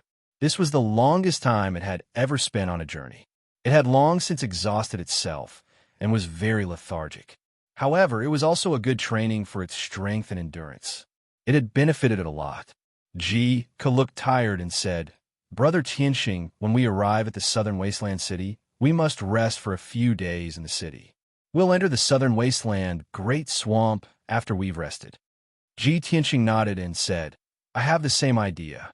After we enter the southern wasteland city, not only will we have to rest, I'll also ask for information in the city to deepen our understanding of the southern wasteland Great Swamp."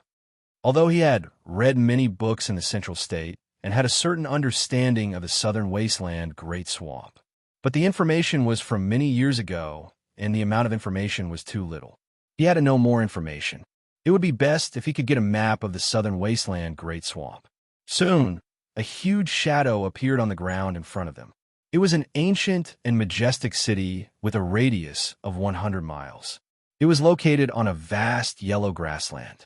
Under the afterglow of the setting sun, The ancient city was covered with a layer of hazy, golden light. It looked very mysterious. As Qianyu rapidly approached, Ji Tianxing and Ji Ke looked up and finally saw the appearance of the city. Huge dark brown rocks were piled up to form a huge city wall that was 10 feet high. On the city wall, there was a tower every 100 meters. A group of city guards was stationed in each tower, and they had set up huge magical ballistic cannons.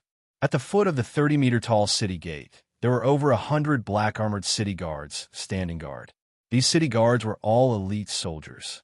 They wore red tasseled helmets, had blades at their waists, and held spears in their hands. Their whole body emitted an iron-blooded, murderous aura. There were not many people going in and out of the city gate. They lined up in an orderly manner, waiting to be checked. Seeing this scene, Ji Ke asked Ji Tianxing with some doubts. "Brother Tianxing, is that the Southern Wasteland city? It seems that the city is heavily guarded, as if there's going to be a war." Ji Tianxing nodded slightly and explained, "This place is under the rule of the Heaven Wasteland Empire. It's been peaceful for many years, and there won't be a war.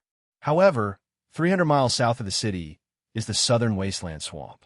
It's said that there will often be beast tides in the Southern Wasteland Swamp. There are tens of thousands of ferocious demonic beasts that rush out in groups and besiege the Southern Wasteland City. Therefore, the Southern Wasteland City has always been heavily guarded and heavily guarded, guarding against the attacks of beast tides at any time." Beast tide? Ji Ke frowned in puzzlement, feeling that this term was novel. Ji Tianxing explained, "Tens of thousands of ferocious beasts and demonic beasts, rushing out of the Southern Wasteland Swamp and wreaking havoc in the Southern Wasteland City. Wouldn't it be like a tide?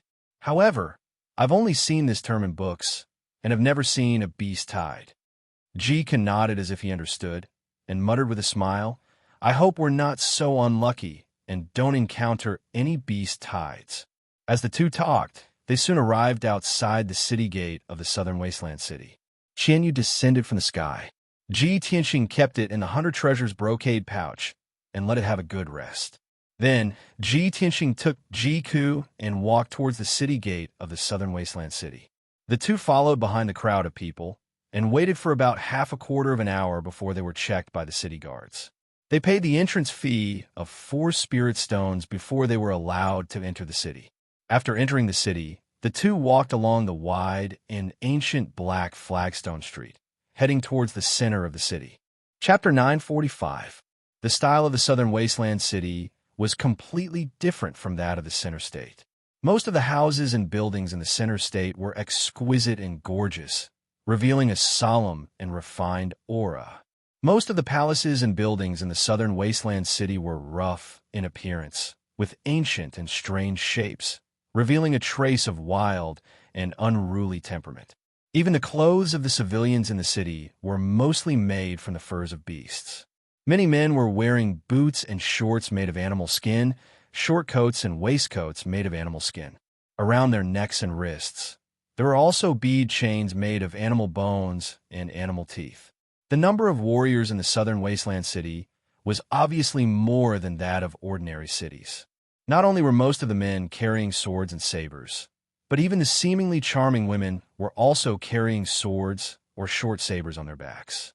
Ji Tianxing strolled in the city for half an hour, using his soul sense to monitor the surrounding movements, listening to the conversations of the people, and silently collecting information. He gradually understood that the Southern Wasteland City was not only populated by local people, but also many warriors from all over the world. Most of these warriors were rangers and adventurers who wanted to explore the Southern Wasteland Swamp to look for treasures or to hunt demon beasts and collect elixirs. Although the Southern Wasteland Swamp was very dangerous, danger often coexisted with opportunity. There were many ancient relics in the Southern Wasteland Swamp, which hid the cave residences of the predecessors or some secret treasures. In addition, there were many ferocious beasts, spiritual flowers, rare herbs, and mineral resources. If one could obtain these things, they could be exchanged for spirit stones and cultivation resources. Ji Tianxing and Ji Ke strolled around the city twice and had a general understanding of the southern wasteland city. Then, they found an inn in the city and temporarily stayed there. This inn was located in the center of the city and was built in a very luxurious style. Not only did it have a palace, but it also had a spacious courtyard. There were hundreds of guests in the inn, most of whom were adventurers from all over the world. Most of these adventurers were traveling in groups, and they were quite cautious in their actions and words. After Ji Tianxing and Ji Ku checked in, they rested in their respective rooms, silently meditating to restore their strength. The night passed quickly. The next morning, Ji Tianxing's mental state had recovered a lot. He ended his meditation and walked out of the room. He went downstairs to the lobby on the first floor and saw that it was empty. There were only a few workers wiping the tables and chairs. A middle-aged man wearing a square scarf hat and a short coat made of animal skin was sitting at the counter, dozing off. The white-haired man was the innkeeper of the inn. Ji Tianxing walked to the front of the counter and asked, "Shopkeeper, do you know who is the most well-informed person in the southern wasteland city? I want to get some information." The shopkeeper opened his sleepy eyes and glanced at him. Slowly, he said, "What information? If you have any information about the great swamp of the southern wasteland, you can look for Mr. Who." "Mr. Who? Where should I go to find him?" Ji Tianxing raised his eyebrows. The shopkeeper said with a smile, "Mr. Who lives in the Four Quarters house. You can go there to find him. He is a well-known know-it-all in the city, and he is especially knowledgeable about the great swamp of the southern wasteland. However, the number of people who want to find him for information is as many as the carps crossing the river. Young master, you'd better prepare a generous gift to get what you want." "Thank you." Ji Tianxing nodded. 2 spirit stones appeared in his palm out of thin air, and he put them on the counter. The shopkeeper's smile became more and more brilliant. He put away the spirit stones with a smile and added, "Mr. Who and I are old friends. Young master, after you go there, you can report my name as Shopkeeper Nyo. It will save you a lot of time waiting in line." "I have to wait in line to get information? Are there really so many people looking for him?"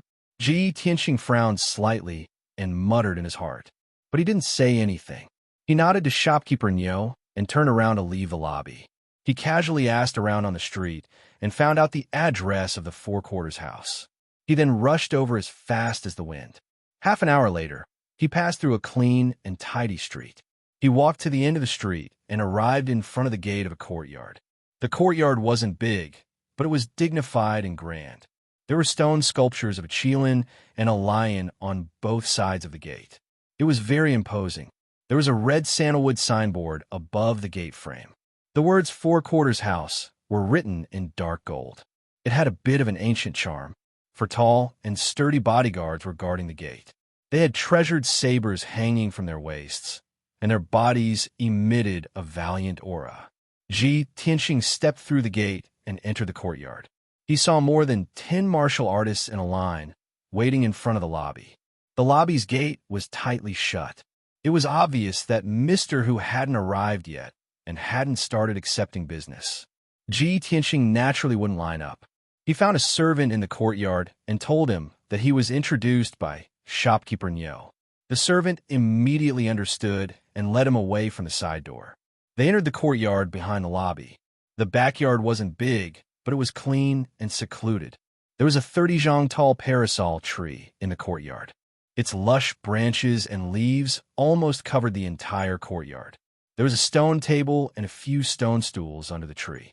A white-bearded and white-haired old man in a blue robe sat there, leisurely sipping tea. The blue-robed old man had a thin figure. He had a goatee on his chin and a pair of eyes as sharp as a hawk's.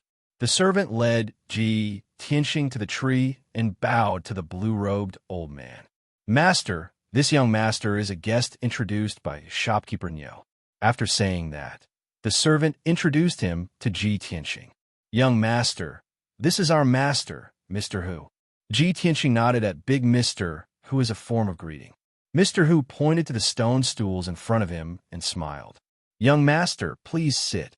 Ji Tianxing didn't stand on ceremony and sat down on the stone stools opposite him. Mr. Who waved his hand and indicated for the servant to withdraw. Then he poured a cup of spirit tea for Ji Tianxing. Ji Tianxing took a sip of the spirit tea and said, Mr. Hu, I want to inquire about the southern wasteland Great Lake. Mr. Hu stroked his beard and smiled. Young master, this old man sees that you have an extraordinary appearance and are in high spirits. You must be a dragon among men. If this old man didn't guess incorrectly, young master should want to enter the southern wasteland Great Lake to explore the ruins of the cave and find the lost secret treasure, right? Seeing that Ji Tianxing didn't deny it, he continued, Young master, this old man has an unwritten rule here. I hope you can understand. Young master, please take out the price you are willing to pay. 100 or 300 spirit stones are fine. Place them on the stone table. If young master has any doubts, just ask this old man. Every time this old man answers a question, I will collect the corresponding spirit stones. Hearing Mr. Hu's words, Ji Tianxing's expression didn't change. However, in his heart, he was secretly cursing. This old fox is really cunning. There are clearly people lining up in the front yard to ask for information, but he avoided meeting them. It's most likely because he dislikes those people for not being able to pay a high price. Otherwise, those people lining up are all fake. They are all people that Mr. Hu found to pretend to be people to show his ability. When he meets a seemingly generous person like me, he opens his mouth like a lion and wants to rip me off. Chapter 946. Ji Tianxing didn't have a good impression of Mr. Hu, so he was on guard against him, but he didn't show it on his face. He took out 500 spirit stones from his interspatial ring and put them on the stone table. Mr. Hu's pupils suddenly dilated, and a bright light flashed in his eyes. His heartbeat also sped up a bit. Obviously, Ji Tianxing's extravagance was beyond his expectations, making him quite moved. If he didn't have to maintain the image of an expert, he would have already reached out his hand to touch that pile of sparkling spirit stones. Cough, cough. He pretended to cough twice and said with a calm face, as if he didn't care about money. Young master, it seems like this is your first time coming to the southern wasteland city. You shouldn't have entered the southern wasteland Great Lake, right? Since that's the case, this old man will tell you in detail about the southern wasteland Great Lake. Listen carefully. Ji Tianxing expressionlessly nodded and calmly looked at him. Mr. Hu stroked his beard and slowly explained, the southern wasteland Great Lake is located in the southernmost part of the southern continent. According to legend, it is a land abandoned by the gods. Although the land there is vast and boundless, it has mountains and rivers. But for us humans, it is a forbidden zone for life. It is impossible to establish a foothold or survive in there. Therefore, no matter how powerful a kingdom is, they don't dare to step into the southern wasteland Great Lake, and they don't even dare to build a city there. The terrain of the southern wasteland Great Lake is quite unique. It is like a huge crater with a radius of 1,000,000 miles, as if it was punched by the gods. The surrounding terrain is relatively high, and most of it is mountain ranges and forests. But the closer you go to the center of the lake, the lower the terrain becomes. There are very few mountain ranges, and most of it is grassland, rivers, and lakes. There are also endless swamps. In the entire southern wasteland Great Lake, 60 to 70% of the area is swamps and quagmires. That is the most dangerous area in the Great Lake. Not only do the most powerful beasts and monsters lurk there, but there are also all kinds of rare poisonous snakes, ants, and insects that are invisible and tasteless. If young master enters the Great Lake, you must be careful and advance step by step. Even if some of the seemingly safe mountain peaks and forests, there are hidden dangers that can even endanger your life. As for the swamp area in the center of the Great Swamp, I advise young master not to go near it. Although most of the legendary experts' cave residences and relics were in that area, it was impossible for them to escape. However, even if one is a transcendent expert, it is very likely that he will lose his life after entering. Big Mr. Hu explained with a serious expression and spoke for a full half an hour. After saying that, he said with a solemn expression, Young master, the information that I just told you is very confidential and precious. Ordinary people don't know about it all. As long as you remember this old man's words, you can avoid many dangers. This is information that can save your life. This old man won't take too many spirit stones from you. I'll only take 50 spirit stones as a small reward." After saying that, he reached out to take the spirit stones on the stone table. However, Ji Tianxing raised his eyebrows and raised his right hand to press down on his arm. "Haha, Mr. Hu, what you just said is not a secret at all. Before I came to the Southern Wasteland City, I had already heard about it." Big Mister, who only had the strength of the Yuan dance stage. With 2 fingers on his arm, he was instantly unable to move. He frowned, looking at Ji Tianxing with some displeasure, asking, "Young master, your words are a little biased. The information that I said was obtained from the mouths of the adventurers who have entered the great swamp of the Southern Wasteland. This information was exchanged with the lives and blood of countless martial artists. You have never entered the great swamp of the Southern Wasteland. How could you know this information?" A confident smile appeared on Ji Tianxing's face as he slowly said, "As the saying goes, read 10,000 books, travel 10,000 miles. Although I have never entered the great swamp of the Southern Wasteland, but I have read 10,000 books and have some understanding of the great swamp of the Southern Wasteland. The information that you just said is clearly recorded in miscellaneous records of the Clear Breeze, Lu Gong's records of the Southern Wasteland, sights and news of the Southern Wasteland, and a brief history of the Heaven Wasteland." Big Mister, who was taken aback for a moment, staring at him with wide eyes, asking in bewilderment, "There are these books? Apart from a brief history of the Heaven Wasteland, the books that you mentioned, why have I not heard of any of them?" Ji Tianxing chuckled. "I forgot to tell you, I come from an ancient family in the Central Continent. There are millions of books in my residence, and most of them are the only copies in the world." "What? Are you doubting me? Do you want me to repeat the passages and contents of those books for you?" Big Mister, whose body stiffened. Then he quickly squeezed out a smile. "No, of course not." "Then let's continue." Ji Tianxing looked at him with a smile. Big Mister, who was bitter and vexed. But on the surface he had to maintain his demeanor. He reluctantly withdrew his hand, nodding. "Fine, then let me ask, young master, what are you looking for? Or perhaps you're looking for the remains of a cave?" Ji Tianxing said with an expressionless face, "I am looking for a treasure. It is a broken sword that fell into the swamp of the Southern Wastelands 1,000 years ago. Does Big Mister Who have any news about it?" Big Mister Who frowned, his face full of doubt. "A broken sword that fell into the swamp of the Southern Wastelands 1,000 years ago? This is novel. This is the first time I have heard of this. In the past 1,000 years, the number of martial artists that have ventured into the swamp is more than tens of millions. If that broken sword was a divine weapon, it would have been taken away long ago." Ji Tianxing nodded, then continued to ask, "Then does Big Mister Who know which places in the swamp are more strange? Or perhaps strange things have happened somewhere, and rare phenomena have appeared?" Big Mister Who frowned and thought for a long time, then said with a serious face, "According to what I know, in the mountains and forests at the border, there are dozens of famous areas. Among those dozens of places, there were only 3 that had strange occurrences and strange occurrences. One is the evil dragon pool, another is the colorful forest, and the last one is the carefree mountain. The evil dragon pool is a deep pool surrounded by mountains. It is said that the pool is unfathomably deep, and there's an evil dragon hiding in it. Every few years, it will summon the wind and rain, stirring up chaos within 1,000 miles. The colorful forest is a misty forest. It is shrouded in colorful poisonous fog all year round, and outsiders are not allowed to enter. It is said that 300 years ago, there was a strong martial artist who broke into the colorful forest and saw a group of strange people living there. Some of those strange people looked like butterflies, some like moths, and some like wasps. No one knew what race they were. As for the Carefree Mountain, it was a lonely giant peak. It stood among the mountains, but it appeared and disappeared from time to time. Normal martial artists would not be able to detect it. Moreover, the mountain was very strange. It often changed its position.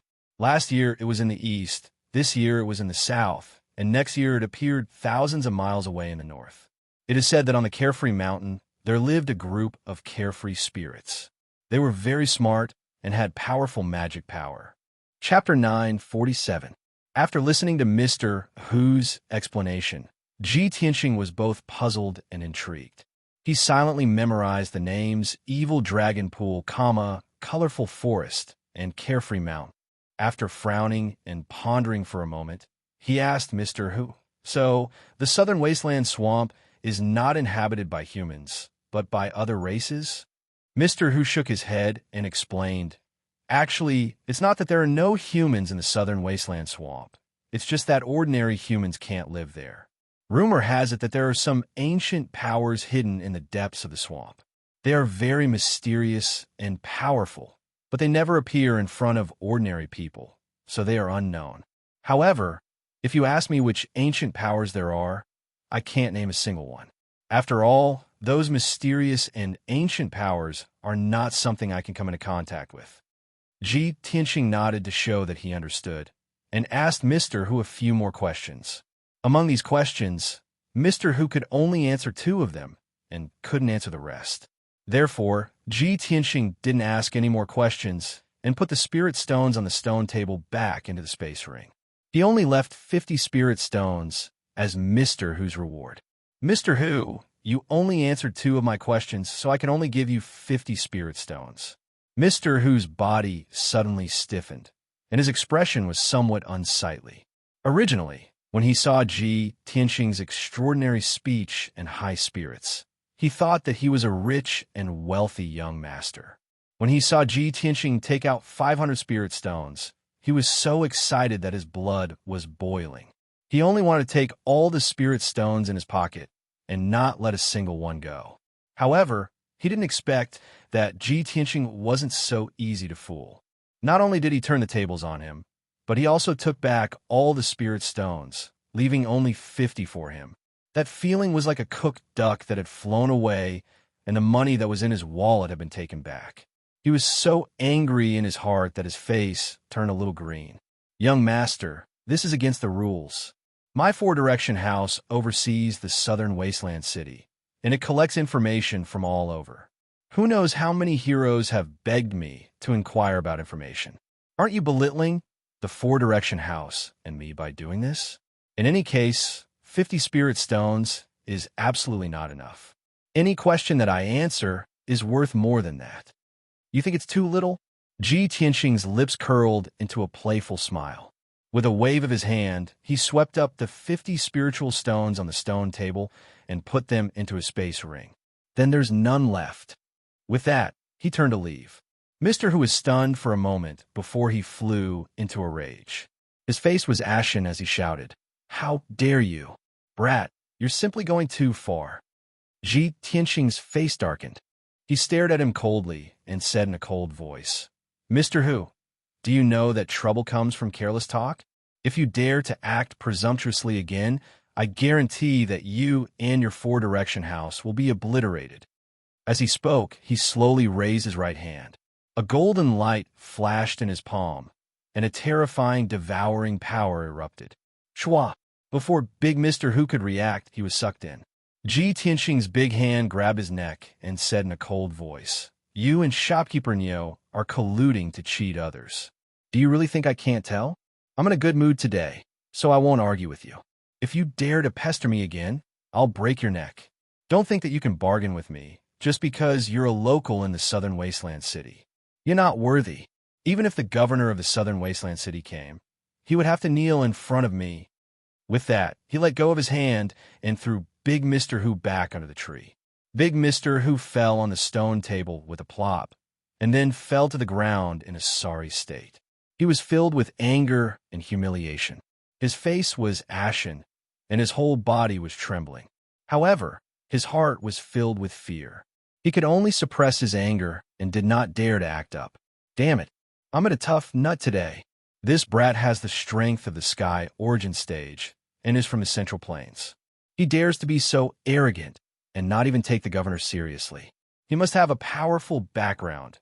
Forget it. It's unwise to become enemies with this person for a few hundred spirit stones." Thinking of this, Big Mr. Hu could only suppress his anger and watch Ji Tianxing leave. Encountering such a person that he could not afford to offend, he could only swallow his anger. After Ji Tianqing left the four-direction house, he strolled around the city. He spent 5,000 spirit stones to buy a few bottles of antidote elixirs, as well as a topographic map of the southern wasteland Great Swamp. Of course, this was only a simple topographic map. It roughly marked the topography of the southern wasteland Great Swamp, as well as the dozens of well-known places. As for the areas between the various areas, most of them were blank. There were only a few lines and descriptions, indicating mountain ranges or rivers. In general, this map was very rough and abstract. It was not specific and detailed enough, but it was better than nothing. After buying the antidote elixirs and the map, Ji Tianqing returned to the tavern. Jiku had been waiting for him in the tavern. When he saw that he had returned, he quickly went to his room and inquired about the news. "Big brother Tianqing, have you inquired about the news?"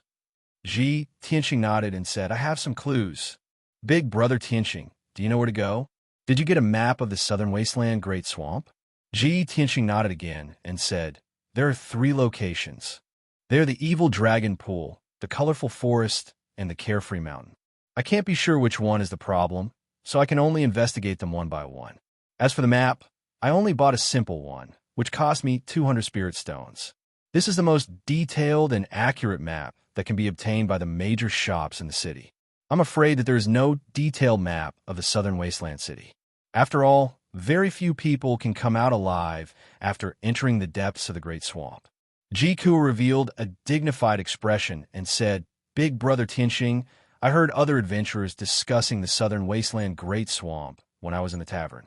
Many people have entered the southern wasteland Great Swamp and have rich experience in exploring. They have also obtained many treasures. They will travel in groups of 3 to 5, helping each other to avoid the dangers and smoothly enter and exit the Great Swamp. Moreover, many people will go to the mercenary tower in the city to recruit people or join other adventure groups. Big brother Tianqing, we have never entered the southern wasteland Great Swamp, so we have neither experience nor people to help us. Why don't we go to the mercenary tower and recruit some people? If you can bring a few suitable people with you, you don't have to do everything by yourself. Maybe you can find that divine sword faster." After listening to Ji Ku's words, Ji Tianqing thought for a while and nodded in agreement. "That's good. Recruiting a few capable people can indeed save us a lot of trouble. In that case, let's go to the mercenary tower and have a look." "Okay." Jiku nodded with a smile and quickly followed him out of the tavern. Chapter 948. The mercenary tower was located on a street in the south of the city. It was always bustling with people coming and going. It was a 4-story palace with a rough and unrestrained appearance. There was a huge symbol of a sword and shield on the roof. Outside the entrance of the first floor, there were 2 rows of lifelike grayish-white statues on the left and right. They were the statues of the mercenary tower's previous leaders. 18 guards in black armor stood on both sides of the entrance with murderous auras. They had swords hanging from their waists. Several groups of adventurers and mercenaries with swords stood in the open space outside the entrance. They were whispering to each other about something. In the spacious hall, there were over 100 martial artists gathered in groups of 3 to 5. Some people were whispering to each other, some were arguing emotionally, and some were yelling loudly to recruit new members. Ji Tianqing and Jiku rushed to the mercenary tower. As soon as they reached the entrance of the hall, several groups of martial artists stared at them. Their eyes shone brightly. As soon as the 2 of them stepped into the hall, the groups of martial artists immediately surrounded them and blocked their way. A burly man raised his chin at Ji Tianqing and asked, "Brother, are you here to issue a mission, or are you looking for a team?" From another group of martial artists, a skinny young martial artist immediately walked out and said with a smile, "Brother, if you want to explore the Great Swamp, you can't do it alone. Moreover, you have such a delicate little beauty with you. How dangerous is it in the Great Swamp?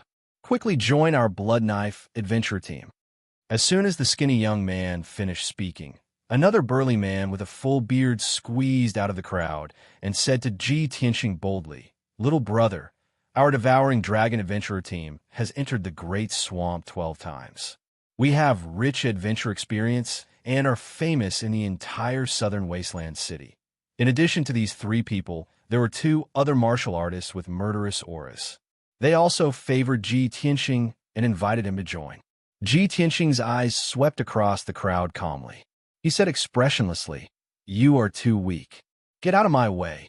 Most of these martial artists were at the mystic comprehending realm. Only a few leaders were at the origin core realm. In Ji Tianxing's eyes, these people were so weak that they could not even withstand a single blow. They were not even qualified to be his servants. Although he was speaking the truth, when the crowd heard his words, they immediately frowned and showed displeased expressions. The other martial artists around the hall suddenly quieted down. "And you, since you were so arrogant, then I, Madaho, will have to see how capable you are." He only wanted to knock down Ji Tianxing with one punch. He wanted to show off in front of everyone and save face for the leader of the Bloody Dagger Adventures. However, before his enormous fist light, condensed from true origin, could even touch Ji Tianxing, it was as if his entire body had been rammed by a raging bull. He flew backwards in a sorry state and crashed onto the ground with his limbs spread out. Plop! A muffled sound was heard, and the entire hall fell silent. Madaho lay on the ground with a pale face. Blood flowed from the corner of his mouth. He was in a daze and could not get up. The crowd did not see Ji Tianxing make a move. They only saw Madaho fly backward. This strange scene immediately left everyone dumbstruck, their hearts beating wildly. What happened? That guy did not make a move. How did Madaho fly backward? I know. It's his spiritual sense. That guy used his spiritual sense to send Madaho flying. Oh my God. He can send someone flying with his spiritual sense? This guy is so powerful. Ji Tianxing glanced at the crowd and was about to walk forward. Unexpectedly, another burly man with a full beard stopped him with a solemn expression. "Little brother, I admit that you're very strong, but you must pay the price for humiliating our devouring dragon adventurer group." The robust man twisted his neck and cracked his knuckles. His entire body surged with a violent aura. He possessed a strength at the third level of the Origin Core stage. He was the vice leader of the Devouring Dragon Adventurer Group and had a little reputation in Southern Desolation City. Ji Tianxing looked at him expressionlessly and asked in a deep voice, "Are you sure you want to make a move?" The robust man puffed out his chest proudly and said in a sonorous tone, "It's related to the honor of our group. I have no choice but to step forward." Ji Tianxing said these four words expressionlessly. He raised his right hand like a bolt of lightning and slapped out, "You'll have to bear the consequences." The robust man did not see his movement clearly at all. He did not even have the time to block before he was slapped flying. Bang! Amidst a muffled sound, the robust man's chest caved in and he spat out a mouthful of blood. He flew out 30 m away, passed through the hall's door, and fell onto the street outside the mercenary tower. He smashed onto the ground and dust flew everywhere. After he landed, he lay on the ground and twitched. He struggled for a few times, but was unable to get up.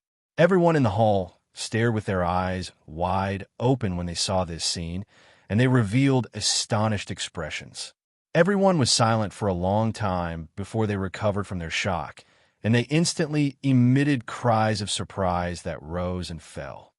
"Oh my God, this is too terrifying." Dewey is a third-level Origin Core stage expert, but he was actually slapped flying with a single slap. What terrifying strength.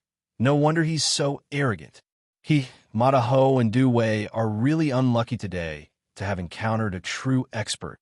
Since the moment the white-robed young man entered, I noticed that he had an imposing appearance and was in high spirits. He's absolutely not an ordinary person. The numerous mercenaries and adventurers whispered to each other as they looked at Ji Tianxing with gazes filled with reverence. The mercenary tower was like this. Everything was based on strength, and strength was respected.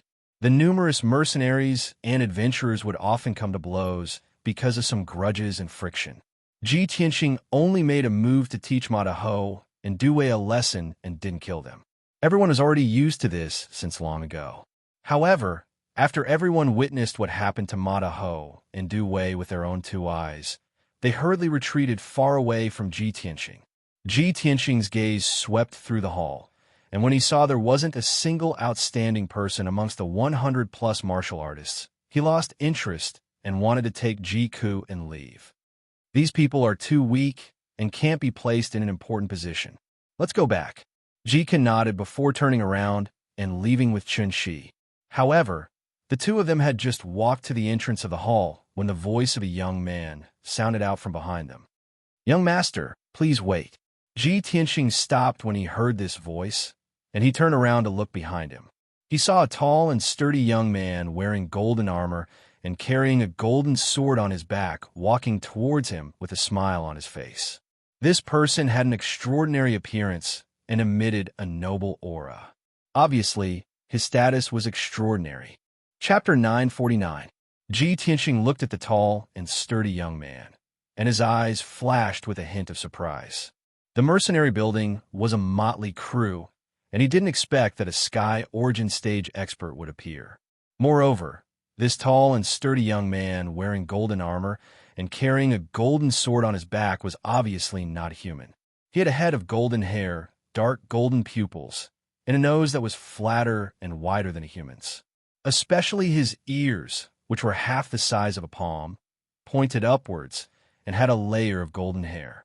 However, his appearance didn't look ugly and had a somewhat carefree and unrestrained temperament, and also had a mysterious temperament unique to a different race. The blond young man walked in front of Ji Tianqing, cupped his hands in salute, and said with a smile, "Young master, can I have a word with you?" Ji Tianqing roughly guessed his intention and calmly nodded. The blond young man took him out of the hall and walked to the side of the mercenary building to an empty alley. After the three of them stood still, Ji Tianqing opened his mouth and asked, "Sire, what can I do for you?" The blond young man cupped his hands in salute and said, "Let me introduce myself. My name is Shi Zhongjian, a prince of the Golden Lion clan." "May I ask this young master's name?" "Golden Lion clan?"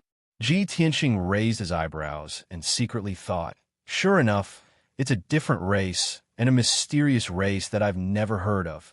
He calmly replied, "I'm Ji Tianqing." Shi Zhongjian didn't have any unusual reaction and still maintained a polite smile and said, "Young Master Ji, you two want to explore the Southern Wasteland Great Lake, right? It just so happens that I also want to go to the Southern Wasteland Great Lake. I've been looking at the mercenary building for 2 days, but I haven't been able to recruit suitable people. Just now, when young Master Ji entered the hall, I saw that young Master Ji's skills were extraordinary, and you're the person I've been looking for. Here, I sincerely invite the two of you to join my Divine Lions Adventure Group. We can help each other, work together, and explore the Southern Wasteland Great Lake together." Ji Tianqing slightly frowned and expressionlessly asked, "Divine Lions Adventurer Group? How many people do you have? What are their strengths?" Shi Zhongjian was stunned for a moment, then quickly explained, "My Divine Lions Adventurer Group was only established yesterday, and I am currently alone. I have not recruited the right people. However, as long as the two of you are willing to join us, we will have 3 people. Moreover, we are all Sky Origin Stage cultivators. We will be able to explore the Southern Wasteland Great Swamp with twice the result with half the effort. We will be invincible." Shi Zhongjian's face was filled with anticipation. The more he spoke, the more excited he became. Ji Ku immediately burst into laughter, looking at him with a strange look in her eyes. Ji Tianqing also looked at him as if he was looking at an idiot and asked, "You dare to call yourself an adventurer team by yourself? And they even invited us to join them?" Shi Zhongjian was stunned for a moment and asked doubtfully, "What's wrong? Is there a problem?" "Young Master Ji, as the saying goes, the beginning is always the hardest. As long as the two of you join my Divine Lions Adventure Group, the 3 of us are Sky Origin Stage cultivators. We will definitely attract a lot of experts to join us and work for us." Ji Tianqing glanced at him and said expressionlessly, "If you want to join forces with me, then cancel your Divine Lions Adventure Group. We don't need this kind of false reputation, and we don't need to find more people.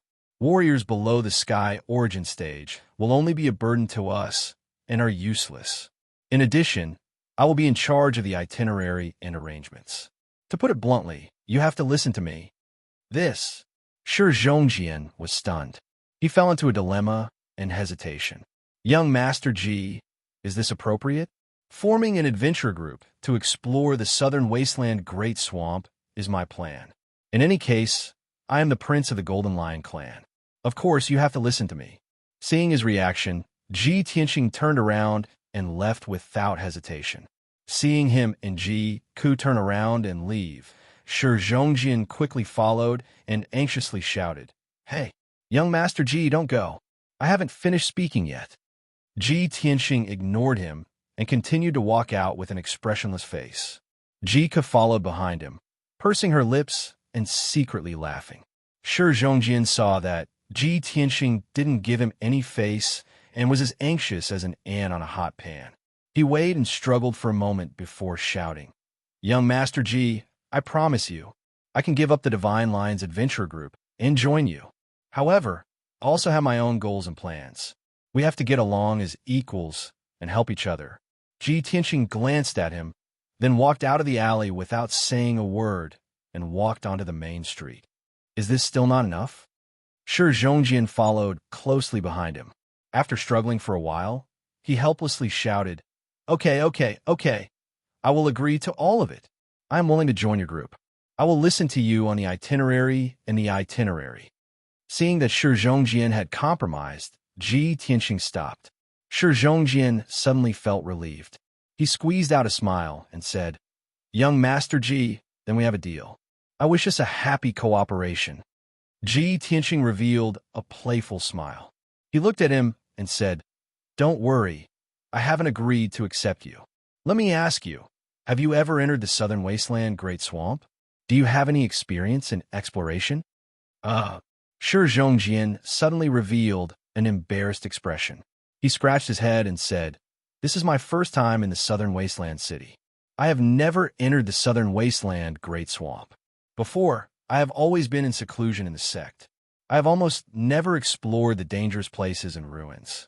Because of this, I want to form an adventure group and recruit people to explore the southern wasteland Great Swamp." Ji Tianxing nodded and asked in a playful tone, "In this case, what is the meaning of you joining us? What can you do? How can you help us?" Shi Zhongjian frowned.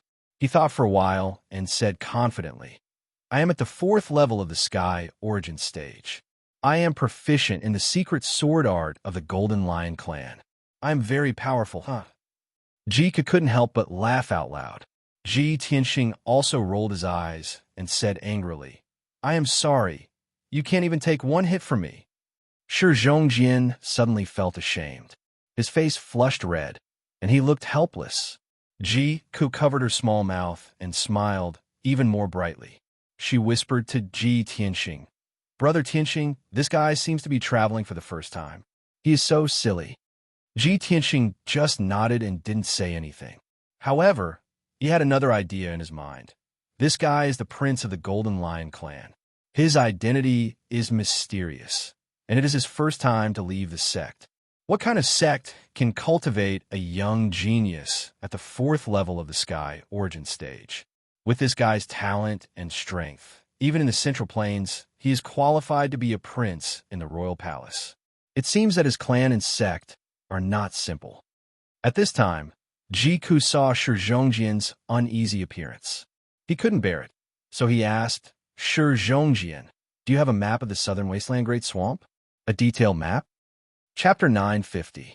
It was inconvenient to talk on the street, so the 3 of them returned to the inn. In the room, the 3 of them sat around a round table, looking down at a map on the table. This was a map engraved on golden paper. When rolled up, it would be a golden ball. When spread out, it could cover the entire table. The map clearly depicted the entire southern wasteland Great Swamp. Every area was clearly marked. Mountains, rivers, forests, and swamps were all clearly visible. There were more than 100 names on the map. The terrain and routes between each area were also clearly marked. There were even hundreds of dangerous areas and dozens of safe areas on the map. All in all, this was a very detailed map. It was 10 times more detailed than the one Ji Tianxing bought. The map marked 50% of the southern wasteland Great Swamp. Only the swamp area in the middle was still blurry. Ji Tianxing could see that this golden paper map was very old. It was at least 200 to 300 years old. Moreover, this map was definitely not made by a Sky Origin expert. At least several spirit refining experts were needed to explore the southern wasteland Great Swamp so clearly. After Ji Tianxing finished looking, Shi Zhongjian put away the golden paper map. He rolled it into a golden ball and put it into his interspatial ring. He quietly observed Ji Tianxing's reaction and asked tentatively, "Young Master Ji, is this map of mine very detailed?" "Yes." Ji Tianxing nodded and said, "It is very detailed. But looking at this map, it is at least 200 to 300 years old. I'm afraid many things have changed." "Shi Zhongjian, where did you get this map?" Shi Zhongjian hesitated for a moment, then shook his head and said, "Young Master Ji, please forgive me for not being able to answer this question. This is my secret." Ji Tianxing stopped asking. Jika rolled her eyes and had an idea. She pretended to be unhappy and said in a serious tone, "Shi Zhongjian, this map is very important. It is related to our itinerary and safety. You have to tell us where you came from. Moreover, since you want to join our team, we have to trust each other. We can't hide anything. Otherwise, how can we overcome the difficulties and face the dangers together?" Shi Zhongjian frowned and thought for a moment. He nodded in agreement and said, "Yes, what you said makes sense. All right, then I'll be honest. This map was given to me by the sect master when I left the sect. This map is indeed 300 years old. It was made by the sect's grand elder. He combined the experiences of several soul refinement realm experts when they explored the Great Lake. He spent several years repeatedly verifying and deducing, and it is absolutely accurate." Upon hearing Shi Zhongjian's words, Ji Tianxing and Ji Ku looked at each other and had the same thought in their minds. Isn't this Shi Zhongjian's thoughts too simple? With just a few words, he spilled the beans? Fortunately, we are not evil people. If this fellow had met a cunning and vicious person, he would have definitely suffered. Shi Zhongjian saw that the two of them were silent, so he quickly added, "Young Master Ji, I'm telling the truth. You must believe me. I can see that you have an extraordinary temperament, so I'm sure you have an extraordinary status. I'm willing to trust you, so I'm telling you these secrets." Ji Tianxing nodded and said in a serious tone, "All right, since you're so sincere, it's a deal." Shi Zhongjian saw that he nodded and felt relieved. He smiled and said, "That's great. I wish us a happy cooperation. All right, young Master Ji, are we really not recruiting more people?" Ji Tianxing waved his hand and said, "There's no need. The quality of soldiers is more important than quantity. Anyone below the Sky Origin realm will only be a burden." Shi Zhongjian nodded in agreement and asked, "Young Master Ji, when will we depart?" "We'll rest for 2 days. We'll depart early in the morning the day after tomorrow." Ji Tianxing set the time without hesitation. After that, Shi Zhongjian also stayed in the inn and recuperated in peace. The three of them rested in the inn for 2 days. On the morning of the third day, they left the inn together. After leaving the southern wasteland city, the three of them flew into the sky and headed south as fast as lightning. While they were flying, Ji Tianxing told Shi Zhongjian and Ji Ku about their next itinerary. After we enter the southern wasteland Great Swamp, our first goal is to explore the Evil Dragon Pond. Among the 3 places I want to explore, the Evil Dragon Pond is the closest to us. It's at the edge of the Great Swamp among the mountains. With our speed, we should arrive at the Evil Dragon Pond by tomorrow evening. Of course, that's if we don't run into any danger on the way and don't waste time. Shi Zhongjian was suddenly interested. His eyes lit up. The Evil Dragon Pond? Just from a name, it sounded very powerful. Could it be that there was an evil dragon hiding there? Was it entrenched in the pool and had many demonic beasts under its rule? Young Master Ji, are we going to catch that evil dragon? If we can catch a flood dragon, I'm so excited just thinking about it. Apparently, it was Shi Zhongjian's first time to travel outside. He was very interested in adventure and exploring dangerous places. Even though his goal had nothing to do with the Evil Dragon Pond, He was excited when he heard the name. He was looking forward to it. It couldn't be helped. He was like a blank piece of paper. Everything in the outside world was new to him. Ji Tianxing nodded and said with a playful tone, I'm going to the evil dragon pond to investigate something. As for whether we can catch that evil dragon, it depends on its strength. Lion, if we can catch that evil dragon, I'll give it to you. Ah, really? Shi Zhongjian's body suddenly shook. He was so excited that he almost fell from the sky. Young Master Ji, that's a flood dragon. Can we really catch it? Are you really willing to give it to me? Ji Tianxing smiled and nodded, of course. The sudden surprise made Shi Zhongjian's blood boil. He couldn't believe it. When he was cultivating in the sect, he read books about flood dragons. He dreamed of having a flood dragon as his mount one day. How majestic would it be to ride a flood dragon and travel the world? Seeing him so excited, Ji couldn't help but laugh. Lion, don't be so happy. We may not be able to see that evil dragon or catch it. What if that evil dragon is extremely powerful? Let alone catching it. I'm afraid our lives will be in danger. That's true. Shi Zhongjian immediately quieted down. His blood and excitement dissipated. Ji's eyes flashed cunningly. He said playfully, Lion, do you really want to see a real flood dragon? Of course. I want to see it even in my dreams. Shi Zhongjian nodded without hesitation. Ji smiled even more playfully. Then you can ask Brother Tianxing. He can fulfill your wish. Shi Zhongjian was very confused. He looked at Ji Tianxing in confusion. Ji Tianxing didn't say anything. He waved his hand and released the little black dragon from the 100 Treasures brocade pouch. Roar! With a flash of black light, an earth-shattering dragon roar burst out and resounded through the clouds. Swoosh! The black light flew into the sky and instantly grew to a length of 100 meters. It turned into a black flood dragon with bone-chilling cold. Without a doubt, this was the little black dragon. It had been sleeping in the 100 Treasures brocade pouch for 2 months.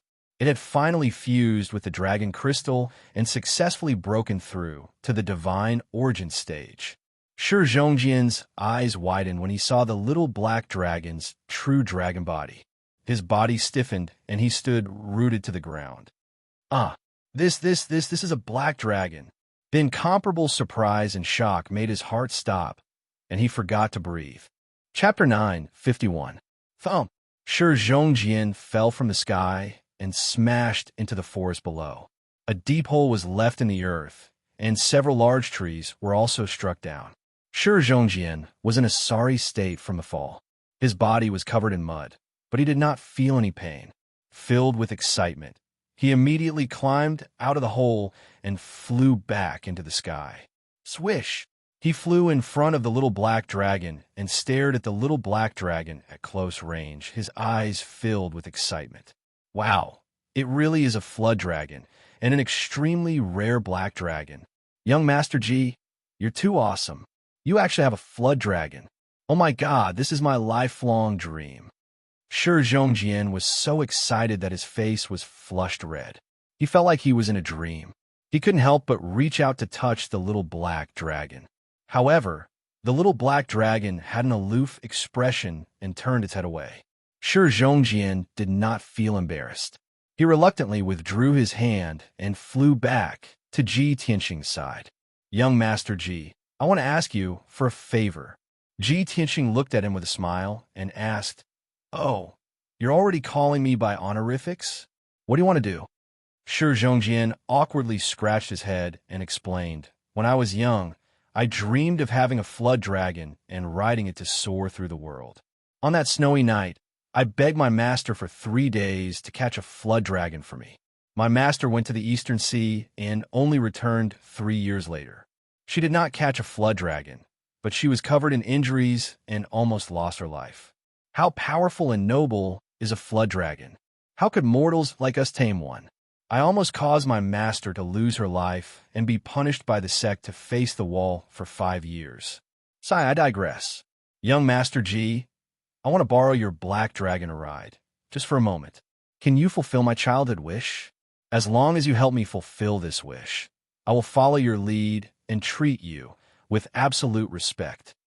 Ji Tianqing pointed at the 100-meter-long black dragon and smiled. The black dragon is so large.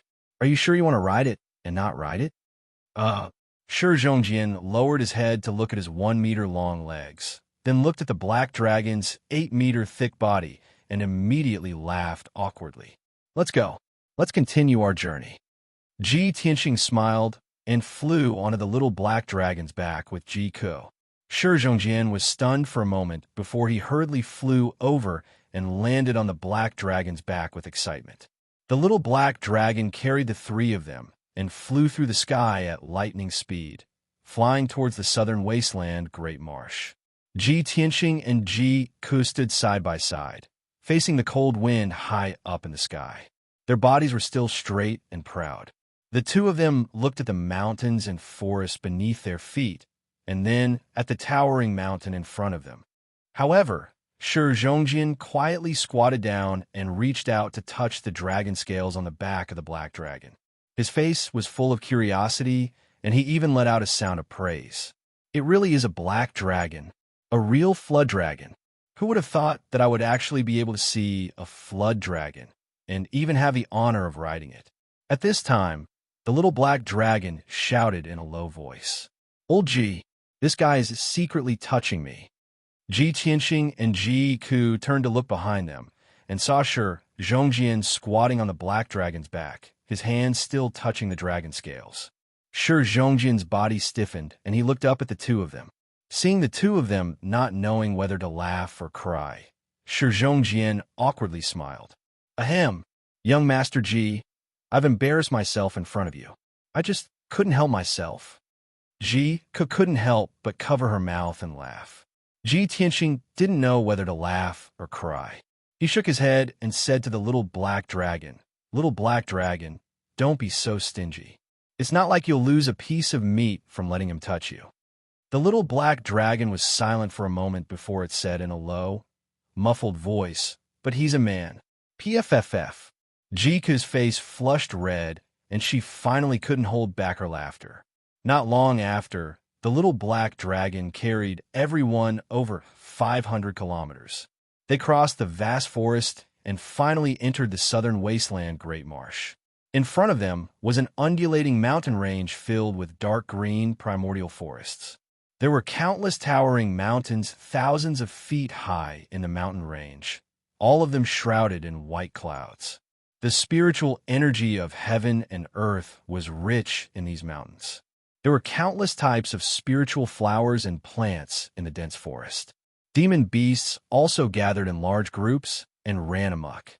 The little black dragon flew over the peaks of the mountains, its speed as fast as lightning. Although there were many demon beasts and birds in the sky, they were all intimidated by the dragon's aura and didn't dare to approach.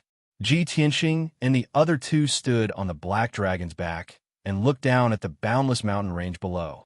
They could feel the vast and ancient aura that assaulted their senses. Of course, they would also occasionally see a few adventurer groups in the mountains. They were harvesting spirit herbs or hunting demon beasts. As time passed, the little black dragon continued to fly into the depths of the mountains. The world became more and more vast, and the mountains became more and more steep. There were more and more demon beasts in the mountains, and they were also more powerful. There were also fewer and fewer adventurers exploring the mountains. The day quickly passed. When night fell, the world was shrouded in darkness. There was no moon in the night sky. The little black dragon had already flown 10,000 miles, carrying the group into the depths of the mountains.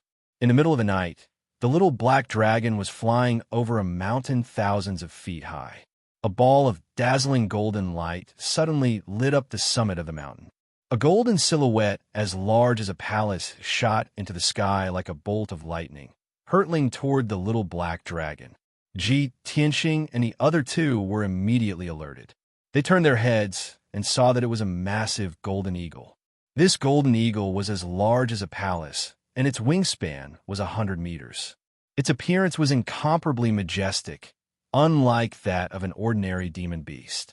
Ji Tianqing immediately recognized it.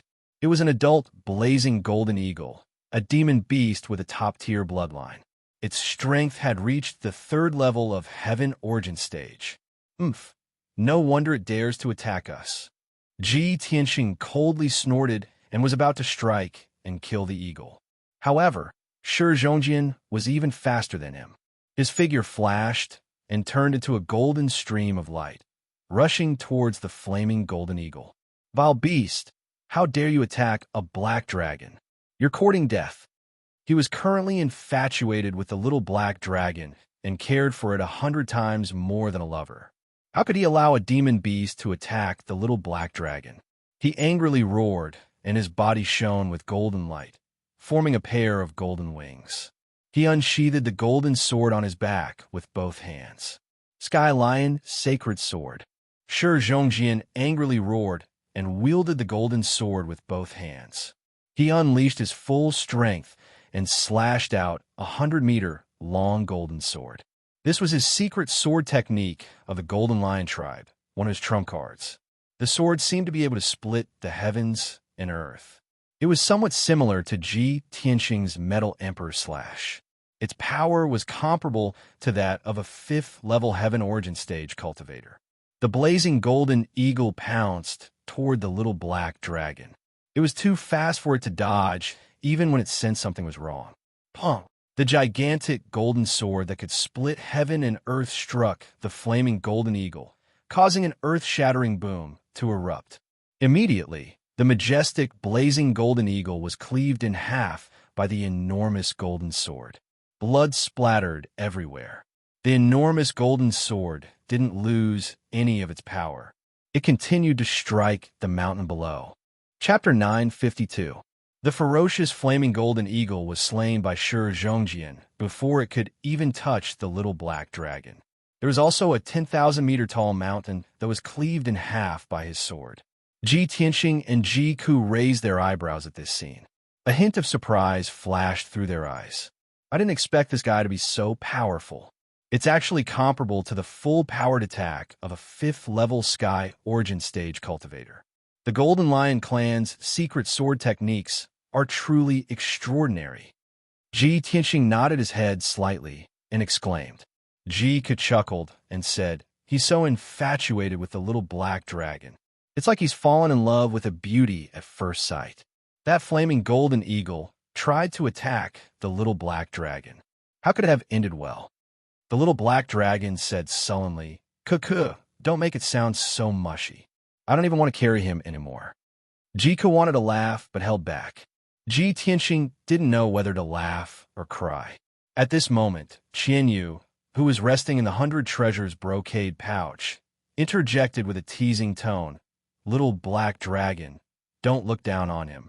He truly loves you. I saw him lying on your back, hugging and touching you. He wanted nothing more than to kiss you." The little black dragon didn't say anything. After a long while, he said in a low, muffled voice, "Old Ji, I'm going back to the pouch to rest. Let Qian Yu carry you." "Ha ha ha." Qian Yu couldn't stop laughing. He said proudly, "The pouch has been monopolized by me. There's no place for you. Don't come back." The little black dragon had a belly full of anger, but he had nowhere to vent it. At this moment, Shi Zhongjian flew back and landed on the little black dragon's back. He looked at Ji Tianxing and Ji Ku and asked expectantly, "Young Master Ji, little sister Jika, how was it? The Heavenly Lion's sacred sword was pretty good, right?" Ji Tianxing nodded and gave a fair evaluation. "Yes, he does have some outstanding qualities," said Ji Tianxing. Shi Zhongjian was filled with joy and satisfaction after receiving his affirmation. The little black dragon said in a heavy voice, "Shi Zhongjian, I won't carry you. You can fly behind me." Shi Zhongjian felt as if a bucket of cold water had been poured over his head as he asked in astonishment, "Little black dragon, why aren't you carrying me? I just saved you." The little black dragon hesitated for a moment before saying in a deep voice, "Only if you promise that you will know your place and stop touching me." Shi Zhongjian looked embarrassed. Ji Tianxing and Ji Ku immediately turned their faces away. They held back their laughter, but their shoulders kept shaking. After a while, Shi Zhongjian assured the little black dragon that he would behave himself. The little black dragon then continued its journey, carrying the group towards the evil dragon pool. The night passed quickly, and they didn't encounter any more danger. It wasn't until noon the next day that the little black dragon flew near a mountain range shrouded in white clouds that it finally slowed down. It followed Ji Tianxing's instructions and slowly moved forward in the mountains, circling and dancing. Ji Tianxing looked down at the mountains and forest below, his sharp eyes searching for something. Shi Zhongjian looked confused and hurriedly asked, "Young Master Ji, what are you looking for? Let me help you." Ji Tianxing nodded and said, "This place is about 20,000 miles away from the southern wasteland city. According to the map, the evil dragon pool should be in this area." "The evil dragon pool? We've arrived so quickly?" Shi Zhongjian was stunned for a moment before he reacted. He hurriedly took out the map to compare. Ji Tianxing waved his hand and said, "No need for the map. I've memorized it all." "Ah." Shi Zhongjian was shocked and asked in disbelief. Such a complicated map with tens of thousands of lines and thousands of regions. "You've memorized it all?" "Yes," Ji Tianxing calmly replied. His eyes continued to search the mountains. Shi Zhongjian was silent. He looked at Ji Tianxing with a complicated expression. Many thoughts flashed through his mind. Who exactly is this young Master Ji? He is powerful, mysterious, and has a black dragon. He only saw the map once in the inn, but he has memorized it all. This is unbelievable. Fortunately, he is a gentleman. If he was a treacherous person, I would have been useless after memorizing the map. He could have just left me and acted alone. Thinking of this, Shi Zhongjian was even more in awe of Ji Tianxing. At this time, Ji Tianxing's eyes flashed. He shouted, "Found it! It's over there!" Shi Zhongjian and Ji Ke looked in the direction he was pointing. They saw a deep valley surrounded by mountains 100 miles away. In a valley surrounded by dark green forests, there was a jade pool with a radius of dozens of miles. It was noon. The sun shone on the surface of the pool, reflecting golden light. It was very beautiful. The pool was green and clear, as calm as a mirror. The little black dragon carried the three of them to the top of the jade pool. They floated 1,000 meters above the pool. The three of them looked down at the jade pool and carefully observed it. They saw that the jade pool, with a radius of more than 50 miles, was bottomless. It was deathly silent. The pool was surrounded by dark green forests. There were many strange flowers and plants growing in the forest, which gave off a strong aura of greenwood. However, the forest was also silent. There are no traces of demon beasts. "Big Brother Tianxing, this place is a little strange. It's too quiet. There isn't even a bird, snake, or insect." Ji Ke frowned, vaguely feeling that something was wrong. Shi Zhongjian was also puzzled. He whispered, "I thought that the evil dragon would command many demon beasts. I didn't expect that there wouldn't even be a bird around. Young Master Ji, is that evil dragon hiding in the pool? Will it show itself often? How can we see it?" However, Ji Tianxing remained silent and did not say anything. He was using divine telekinesis voice transmission in his mind to summon buried heaven. Burial of heaven, wake up. I have something to ask you." Burial of heaven had been sleeping in Qin Shin's tomb, quietly recovering its strength. Ji Tianxing called it a few times before it finally woke up. It replied in a dull voice, "Why are you calling me?" Ji Tianxing quickly explained, "Burial of heaven, I have entered the great swamp of the southern wasteland. I have asked around. There are 3 very strange places where there have been strange phenomena. Maybe we can find some clues there. This is one of 3 places called the Evil Dragon Pool. It is said that there is an evil dragon hiding there." He told them the legend of the Evil Dragon Pool. After listening, Burial of Heaven asked calmly, "What is the relationship between the evil dragon and my original form, the broken sword?" Ji Tianxing thought for a while and analyzed, "Burial of Heaven, your original form, the broken sword, is a divine sword. A divine sword is different from an ordinary sword. After sleeping for 1,000 years, it is very likely that it has gained some intelligence. If the broken sword fell into this pool, after 1,000 years, it could absorb the spiritual energy of heaven and earth. Maybe it could recover some of its strength.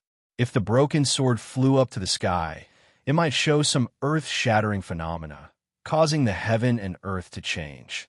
Ordinary people are ignorant and don't dare to come close to check. They only see it from afar and mistakenly think that the evil dragon is causing trouble. Therefore, people believe the rumors and believe that there is an evil dragon here.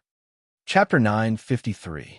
Although the broken sword was burial of heaven's original body, it had been thousands of years ago. However, the broken sword had been lost for thousands of years. Buried heaven had no idea what the broken sword looked like now. It thought about it carefully and felt that Ji Tianxing's guess was reasonable. It wasn't impossible. Ji Tianxing flew above the lake of jade and observed it closely. He asked Burial of Heaven, "Burial of Heaven, can you sense the aura of the original body of the divine sword?" Burial of Heaven sensed for a while and said in a low voice, "I can't." Ji Tianxing frowned and muttered doubtfully, "Is it because you can't sense the aura of the divine sword? Or is the divine sword not here at all?" Burial of Heaven was silent and didn't answer. After all, thousands of years had passed. Everything would change. Things that were once familiar would become unfamiliar and unknown. Ji Tianxing didn't say anything else. He released his spiritual sense into the lake and began to search carefully. In the sky, Shi Zhongjian and Ji Ku also flew to the surface of the lake and spread out to search. Although the legend said that the evil dragon was very fierce and had the power to summon the wind and rain, the people didn't fear it. However, the three of them were not afraid at all. Instead, they were very interested and couldn't wait to find that evil dragon. Ji Tianxing wanted to find the evil dragon because he wanted to see if it was related to the divine sword. Shi Zhongjian wanted to see the evil dragon because he still remembered Ji Tianxing's words. He wanted to subdue the evil dragon. Unfortunately, the three of them spent 2 hours searching around the lake of jade several times, but they didn't find any trace of the evil dragon. Not to mention the evil dragon, the three of them didn't even find a small fish or a small shrimp. This lake of jade was like a pool of stagnant water. There were no living things at all. The three of them gathered together and began to discuss countermeasures. "Young Master Ji, what should we do?" "Big Brother Tianxing, do you have any ideas?" Shi Zhongjian and Ji Ku both looked at Ji Tianxing with anticipation in their eyes. Ji Tianxing frowned and thought for a while. He analyzed, "According to the past, the evil dragon doesn't show up often. It only comes out every few years to stir up trouble. If we don't have heaven-defying luck, we won't encounter it on its own. Therefore, we can only think of a way to make some noise and force it to show itself." Ji Ku vaguely understood what he meant and nodded in agreement. Shi Zhongjian was at a loss and asked, "How do we force it out?" Ji Tianxing didn't answer. Instead, he revealed a playful smile and slowly raised his right palm to slap the pool. A huge golden palm shadow that was as big as a house appeared. It erupted with an earth-shattering might as it slapped the surface of the water with a bang sound. Instantly, a muffled sound spread over a radius of 100 miles, reverberating fiercely between the mountains. A huge crater appeared on the calm surface of the water. Huge waves that were 100 meters high were stirred up, and water splashed everywhere. Such a huge commotion was enough to alarm everyone within a radius of 100 miles. Seeing this, Shi Zhongjian suddenly understood. He waved his palms and unleashed a golden light, using his secret technique. "I see. Young Master Ji, watch my ultimate move." As he spoke, he activated his vast and mighty true essence and condensed it into a pair of huge golden claws that were as big as a palace. He slapped the water fiercely. Sky-seizing claw. Bang bang. The two huge golden claws created two huge craters on the surface of the water. Water splashed everywhere, and huge waves splashed everywhere. Then, Shi Zhongjian manipulated the two huge claws and quickly stirred them in the water. Suddenly, the entire lake of jade boiled. The water in the lake surged violently, creating layers of huge waves. As the two huge claws moved faster and faster, a huge whirlpool appeared in the middle of the lake. After 100 breaths, the whirlpool expanded to a radius of 15 miles. occupying almost half of the lake. The entire lake was stirred up by Shizhongjian. Huge waves that were hundreds of meters high were stirred up, crazily washing the forests and mountains around the lake. Shizhongjian stopped and smiled proudly. Young Master Ji, even if the lake is 1,000 meters deep, as long as the evil dragon is hiding at the bottom of the lake, it will definitely be awakened. Ji Tianxing stared at the lake for a while and did not see the evil dragon. He could not help but sigh. Unfortunately, the lake is more than 1,000 meters deep. It's like a bottomless well. Shizhongjian was unwilling to give up. He stared at the lake with his eyes wide open and prayed silently in his heart. Soon, 15 minutes passed. The huge whirlpool that stirred the lake slowly dissipated. The surface of the lake became calm again. The evil dragon did not appear. Ji Tianxing shook his head and said, "We failed. We have to think of another way." Shizhongjian had to accept this reality. He asked with disappointment, "Young Master Ji, could the evil dragon have left long ago? Or maybe went the wrong place?" Ji Tianxing did not answer him. He frowned and thought for a while. Then he said in a low voice, "Let's try another method. If it still fails, we can only give up." Then he waved at the little black dragon. The little black dragon immediately understood. It swooped down from the sky and stopped on the surface of the lake. Then it opened its huge dragon mouth and let out an earth-shattering dragon roar at the lake. Roar! The little black dragon used all its power to let out a dragon roar. It was full of energy and shook the 9 heavens. The entire pool was shaken to the point where the water in the pool was surging like boiling water. The mountains around the pool also trembled a few times. Shizhongjian's eyes lit up. He said excitedly, "Haha, this method is too wonderful. No matter how deep the evil dragon is hiding, it will definitely appear when it hears the roar of its own kind." After he finished speaking, he looked at the pool expectantly like Ji Tianxing. Jiku also stared at the lake. He clenched his fists tightly, and his heart was filled with anticipation. Unknowingly, 100 breaths of time passed. The dragon roar that reverberated through the mountains gradually dissipated. The lake also calmed down. However, the evil dragon still did not appear. The anticipation and hope in the eyes of the 3 people gradually dissipated and was gradually replaced by disappointment. A moment later, Ji Tianxing sighed in disappointment. "Sigh, it seems that the evil dragon will not appear." Shizhongjian was unwilling to give up. He probed, "Young Master Ji, I still have one last idea. We can dive into the lake and find the evil dragon at the bottom." Ji Tianxing glanced at him and said in a serious tone, "This lake is the evil dragon's lair. It must be very dangerous. If you rashly enter the lake, your life will be in danger." Shizhongjian silently weighed the pros and cons. Then he nodded and said, "It's fine. I'm not afraid of danger." Ji Tianxing frowned and was about to persuade him. At this time, he suddenly saw a huge black shadow under the calm lake. It was quickly rising and growing. The mysterious black shadow was hazy and could not be seen clearly. However, he felt an extremely dangerous aura. Not good. The evil dragon is coming out. Get out of the way. Subconsciously, he let out a low growl and retreated high up into the sky with Jiku. Shizhongjian came back to his senses. He turned his head and saw the huge black shadow under the water. His first reaction was not to retreat. Instead, he was filled with excitement and shouted in a low voice. Chapter 9:54. Whoosh!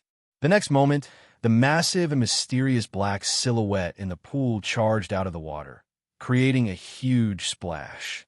A huge dark gray flood dragon rushed out from the pool and rushed into the sky as fast as lightning. Boom! The excited Shizhongjian had no time to dodge and was sent flying by the dragon's head.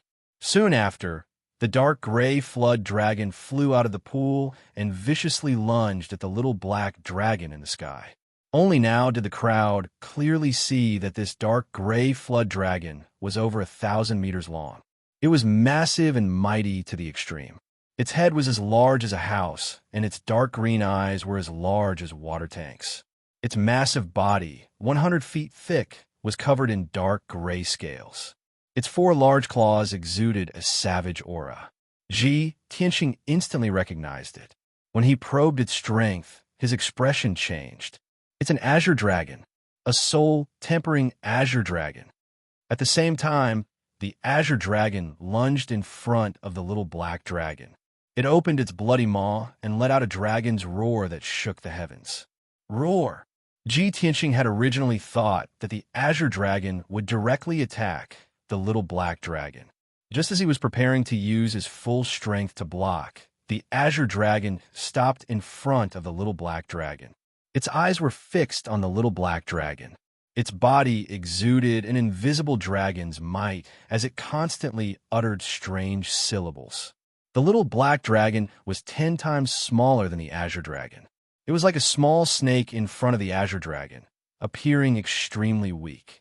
Hearing the azure dragon's voice, the little black dragon also constantly uttered strange syllables, as if communicating with the azure dragon. Ji Tianxing and Ji Ku stood in the sky nearby, warily looking at the azure dragon. The two of them were ready to act. The moment the azure dragon showed any intention of attacking the little black dragon, they would immediately intervene. Fortunately, the azure dragon did not seem to have any enmity towards the little black dragon, nor did it show any signs of attacking. Soon, Shi Zhongjin flew over from the distance and landed beside Ji Tianxing and Ji Ke. His hair was somewhat disheveled, and there was still a trace of blood at the corner of his mouth. The golden armor he wore had also dimmed. It was obvious that he was severely injured when he was sent flying by the azure dragon. However, he ignored his injuries and stared at the Tsang dragon curiously. His eyes shone with excitement. "Young Master Ji, what is that azure dragon doing?" Ji Tianxing calmly said, "It looks like he's communicating with the little black dragon." Oh, no wonder I couldn't understand a single word. It turns out that they were speaking Draconic. Shi Zhongjin nodded in realization. At this moment, the azure dragon and little black dragon conversed for a while before turning to look at Ji Tianxing and the others. It stared coldly at the three of them. Its body exuded a powerful and majestic aura, which caused a hurricane to form in the sky. Ji Tianxing furrowed his brows. He secretly gathered his strength and prepared to defend against the azure dragon's attack. Shi Zhongjin was also eager to give it a try.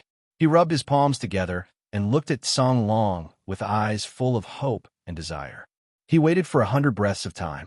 Seeing that the azure dragon and the little black dragon were still talking, he became a little anxious. He lowered his voice and asked Ji Tianxing, "Young Master Ji, what are they talking about?" Ji Tianxing expressionlessly replied, "How would I know? I don't understand Draconic." Shi Zhongjin hesitated for a moment before asking, "Young Master Ji, then when do we make our move?" "Make our move?" Ji Tianxing raised his brows and looked at him in confusion. Shi Zhongjin's eyes lit up. He nodded and said, "That's right. We're going to subdue this azure dragon." Ji Tianxing didn't know whether to laugh or cry. He unhappily said, "That azure dragon's strength has reached the spirit refinement realm. It's at least at the 2nd or 3rd level of the spirit refinement realm. Are you sure you want to make a move against it?" Shi Zhongjin was stunned. He subconsciously asked, "Young Master Ji, could it be that even you are not a match for that azure dragon?" Ji Tianxing tilted his head and looked at him in silence. Shi Zhongjin was silent for a moment. He unwillingly said, "Young Master Ji, since we can't do it the hard way, then let's do it the soft way." "What hard way or soft way? What are you trying to do?" Ji Tianxing frowned. He had a bad premonition. "Watch me." Shi Zhongjin didn't explain. He revealed a confident smile. Then Shi Zhongjin waved at the little black dragon not far away. He loudly said, "Little black dragon, I have something to say to the azure dragon. Please help me translate it." As he spoke, he flew towards the azure dragon and the little black dragon. Ji Tianxing sensed that something was wrong. He worriedly said, "Lion, don't do anything rash. That azure dragon is not a kind creature." Shi Zhongjin waved his hand at him and said with a smile, "Young Master Ji, don't worry. I won't make a move against it. I'll have a good talk with it. Ji Tianxing was full of helplessness. He just wanted to roll his eyes at him. Ji couldn't know whether to laugh or cry. He anxiously and worriedly said, "Isn't this guy too stupid? Why hasn't he given up yet?" At the same time, the little black dragon turned to look at Shi Zhongjian. He anxiously said, "What are you doing here? Hurry up and leave. If I hadn't persuaded the Azure Dragon, it would have already attacked you." Shi Zhongjian didn't care. He excitedly flew to its side and looked at the Azure Dragon expectantly. "Hello, Azure Dragon. My name is Shi Zhongjian. I'm a prince of the Golden Lion clan and the second disciple of the Hidden God sect. I've always yearned to be a flood dragon since I was young." Shi Zhongjian revealed a sincere smile. He sincerely introduced himself to the Azure Dragon and blabbered on and on. However, the Azure Dragon looked down at him from above. Its large eyes were as cold as ice. There was no emotion in them. After Shi Zhongjian finished speaking, he hurriedly said to the little black dragon, "Little black dragon, hurry up and translate it for me." The little black dragon revealed a helpless expression. He hurriedly shouted to Ji Tianxing, "Old Ji, hurry up and send this idiot back. I've already asked clearly. The Azure Dragon has nothing to do with what we're looking for. Moreover, the Azure Dragon told us not to disturb its cultivation. It told us to hurry up and leave. Otherwise, it won't be polite." After saying this, he added in a serious tone, "This Azure Dragon is extremely vicious and violent. For hundreds of years, it has wreaked havoc in a radius of 5,000 kilometers. It has swallowed and killed at least 10,000 people." Ji Tianxing nodded.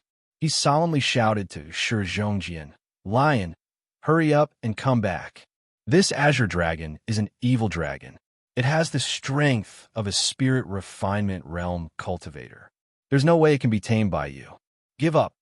Shi Zhongjian repeatedly shook his head. He said in a pleading tone, "Young Master Ji, please let me try. Just treat it as fulfilling a wish of mine. If I miss this opportunity, I'll regret it for the rest of my life." Ji Tianxing considered this for a moment. He helplessly nodded and said, "All right, then be careful." The little black dragon had nothing to say.